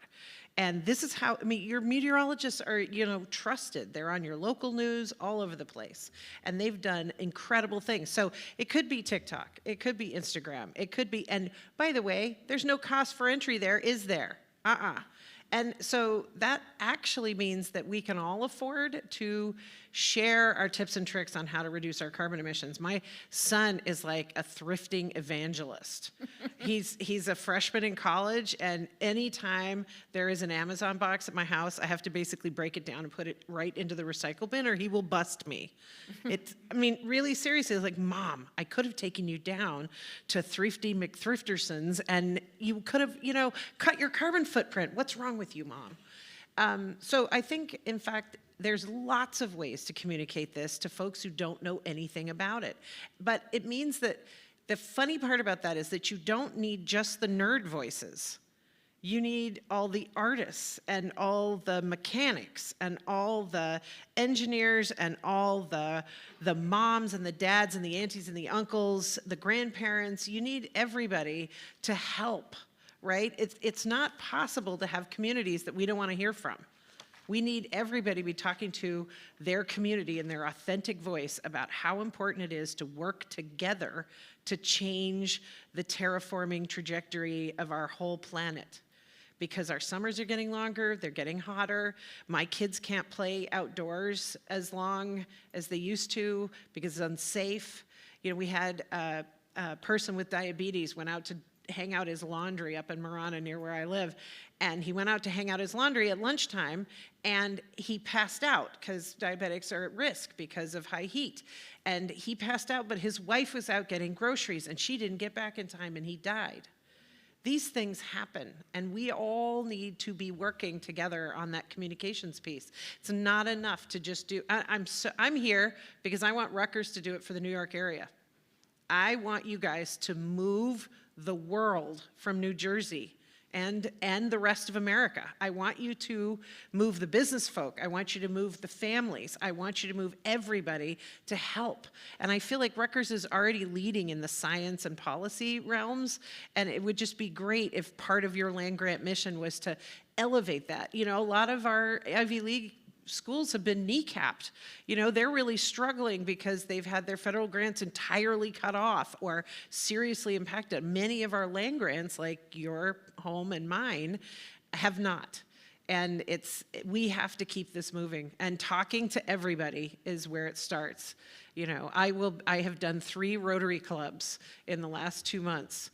I go to our Lifelong Learning Institute. I try to I will be going to talk to the police department. I'm not even joking. We talk about climate everywhere and solutions and what we can all do together. And that does not mean you have to be the biggest expert. You can just be the one who wants it most. I have something I think I could add, maybe a slightly, it's a different angle, and that is, a lot of people respond to cost. And, you saw it in my slides. In our world, it's levelized cost of energy. So, if you can win on cost, people listen, regardless of their political affiliation, their industry, it's money. Everybody understands. Yes, exactly. And fortunately, we're at a time when, remember what I said, solar today, in most locations, is the lowest cost form of electricity you can get. And then there's another thing that is becoming increasingly important, and that's jobs. So, the data centers, they build them, there's probably not a lot of jobs after they build the construction, unless you couple it with renewable energy. Because wind especially, right? Like the cost of wind, about 20 to 30% of the cost of wind is maintenance and operations. That translates to jobs, and solar is the same. So there's actually a secondary, value proposition that, we all understand. College students understand what it means when there are no jobs. So that's another way that you can get people to listen. And then, I would also offer that, I went to Rice. Rice is, the Technology Venture Forum, I think is what it's called. Right? And it's a pitching opportunity. And so I had the opportunity to pitch solar and some of the things we're doing to, the vice presidents of Shell and BP and I think maybe Exxon and others there. And they listen because the executives know, they see the writing on the wall of what's coming. and where the money will be made in the future. So money is talking, and they welcomed me there, right? They listened. They're not going to invest in the solar technologies, but there's other technologies, and they're interested in international scale. So there's, money talks, I think. It would be my two-word answer to that. Let's do one more. That's what I thought you were going to say. Okay. So this last question is from Jackson Casazos, I apologize, who's a graduate student. They ask, you mentioned the value of collaborations between natural sciences and the humanities. I think collaborations like this are important, but as an engineering PhD student, I've never had any contact with humanities researchers. Do you have any advice on how to initiate these valuable connections? You have an institute like RCEI, and you come to our things. Sorry, that was too glib, but do you guys have a better? Yeah, I mean, if you're at a university, it's dead easy. Just call up somebody in the history department, ask an anthropologist to have a cup of coffee. And the easy way to do it is to start with the bigger category of environment, right? Because not all anthropologists are that interested in a conversation of the sort that this person is asking about, but an environmental anthropologist certainly is, right? Or a historian of technology, definitely good place for an engineer to start. So that just finding the right kind of field and then having that person say, well, what I do isn't exactly what you're asking about, but I know these other people. I mean, this is, that's sort of the logical thing to do. Because, there are ocean histories already out there for many topics, not just the Southern Ocean, that I could just rattle off if you, ask me a question. I have already mentioned an anthropologist who's working on the Persian Gulf and the Gulf of Oman to someone in the audience today, an ocean history, but in anthropology. So just talk, find the right sort of field first and then just network. I guess, I would say I don't think that was glib, Julie. I think coming to the event in person and sitting at a table here, I mean, this is one of the things this symposium does. It's got tables, there's great food at the back all day long, there's poster sessions, but you kind of have to be here to get the biggest benefits and the best sort of interdisciplinary connections. So show up in person so you can have casual conversations with people. Keep talking to people. I'd be a little bit more, I'd caveat calling up people like faculty, because faculty are often like running around doing a ton of things. And if they don't know why you're calling, they may not answer your call. So either if it's someone you really are interested in, be really persistent but polite. And also, try different strategies.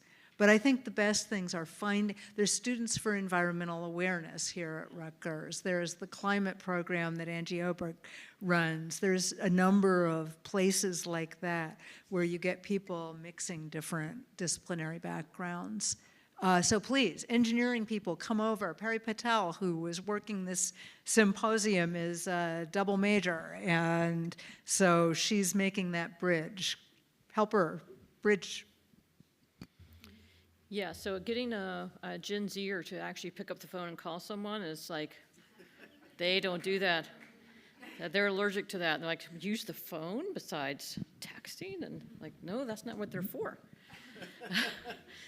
I get hunted at office hours. It's my favorite. I publish my office hours and then expect to serve whoever shows up. I occasionally have actual community members who want to talk, if somebody from the mayor's office showed up, but also your students, and weird students you never expect. No, you expect your students to come see you, but students from like some other program, from humanities, from, an artist came by and said, I really want to talk to you about how the currents move. I'm like, wow, let's do that, I don't need a coffee date. You can just come and take my office hours. And so for university folk, I feel like Gen Z has forgotten that you could just troll them. You could just come stalk them. They all have office hours. Just hit them up. It's your time. We set it aside for you to come bug us. So, and I actually do it too. I do a Mutt and Jeff show with our climate economist who's in our Eller School of Business. And he just showed up at one of my office hours. I'm like, hello, who are you? You look a little old to be one of our students. He's like, nope, I'm a professor. I'm like, okay, let's do this. Okay, so I'm going to ask one final question, then we're going to break for lunch. So this is the advice part, right? So you guys have given a fair amount of advice in terms of undergraduate, graduate student, but we do have a lot of those students here, right? And you've been kind of talking to them. But is there a piece of advice that you haven't said yet that you think is really important to pass on to those students?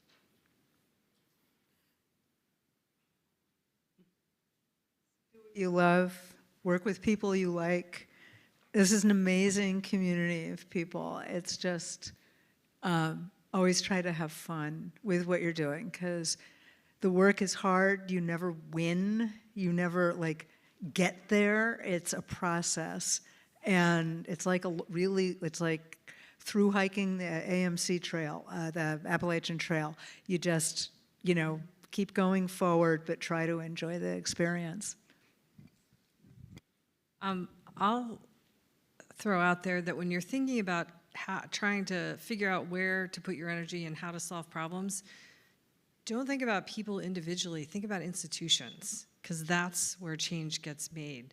And that's, I think, embedded in things I've heard said, but and history and some of these other humanities can help you think about people collectively, and you should do that.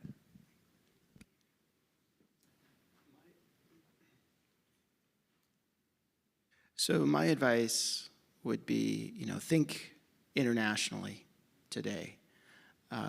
You're probably not going to get, if you're interested in wind or solar, or maybe even wave energy, you're probably not going to get a job in the U.S.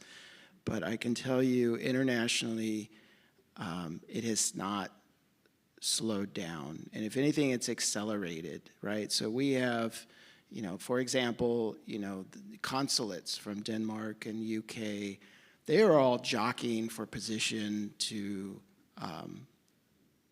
carry the torch, to be the next torch bearer of this, including Canada as well. So, I'm not saying necessarily, right? I believe in the power of the United States. I believe in the union and our innovation and our institutions, right? But for now, right, there's a time, like in our strategy, is we focus more internationally. And then I think you heard me say, we will bring it back, right? So if you're a student especially, it's a good time to go abroad and learn from the universities and bring those technologies back. And there's a lot of researchers who are doing that presently. And I think in the end, if we take a longer term perspective, which we should, that's the other piece of this, is think long term. You heard it. One of my favorite sayings is, you can't beat the laws of physics.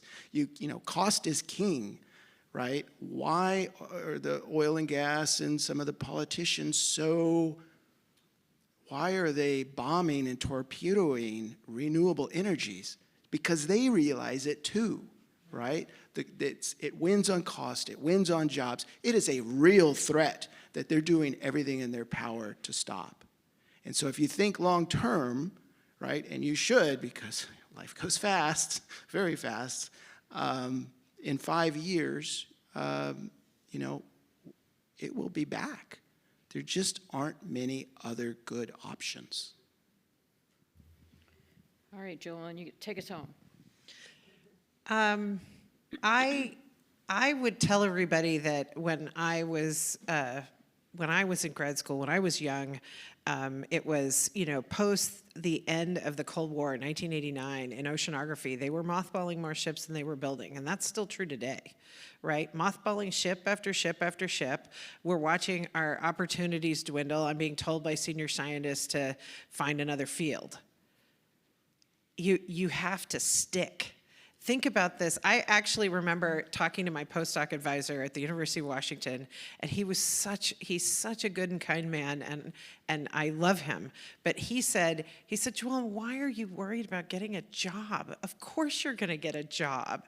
That's, ridiculous. And I'm thinking in my head, I would never say it out loud. Oh, shut up, old man. You have no idea how hard it is these days, right? Of course. And I'm sure for us giving you advice, you're looking at it going, it's never been this bad. Oh, it's been this bad. The bad old days were even worse than you think, and it's okay. You will be okay. You are bright and capable, and you're here at this incredible public institution of higher education and knowledge. You've got all these opportunities, but you're gonna need to practice grit. It is, everybody has to, particularly scientists, but I would argue at this point, all scholars, all of our public universities, all of our private universities, we're having to remake the case for expertise, for competence, for what comes next. But you can do this. This could be that moment at the bottom, where we think it's going to be a tragedy, but it turns out to be a comedy. We've already rounded the corner. We're down 23% on our carbon emissions in the world's biggest economy. We're on our way. You are going to be picking up that flag and getting up that hill. I know you are, but it does take grit. You have to ignore all the BS on the news. You do. You have to stick to your knitting, try hard, reach out, collaborate, lock arms with all of your friends in the trenches with you. Seriously, now's the time. Honestly, it's always the time. It is remarkable how far you can go. I keep thinking about the fact that we had 0 biogeochemical Argo floats in 2014. I could never have told you that in 10 years, we would have a global array. And this is where we're headed. You can do it too. It is a remarkable, I know it looks bad, but grit, dig, you can do it. We need all of you in the boat. Okay, so with that, I want to thank our speakers. I want to thank you guys.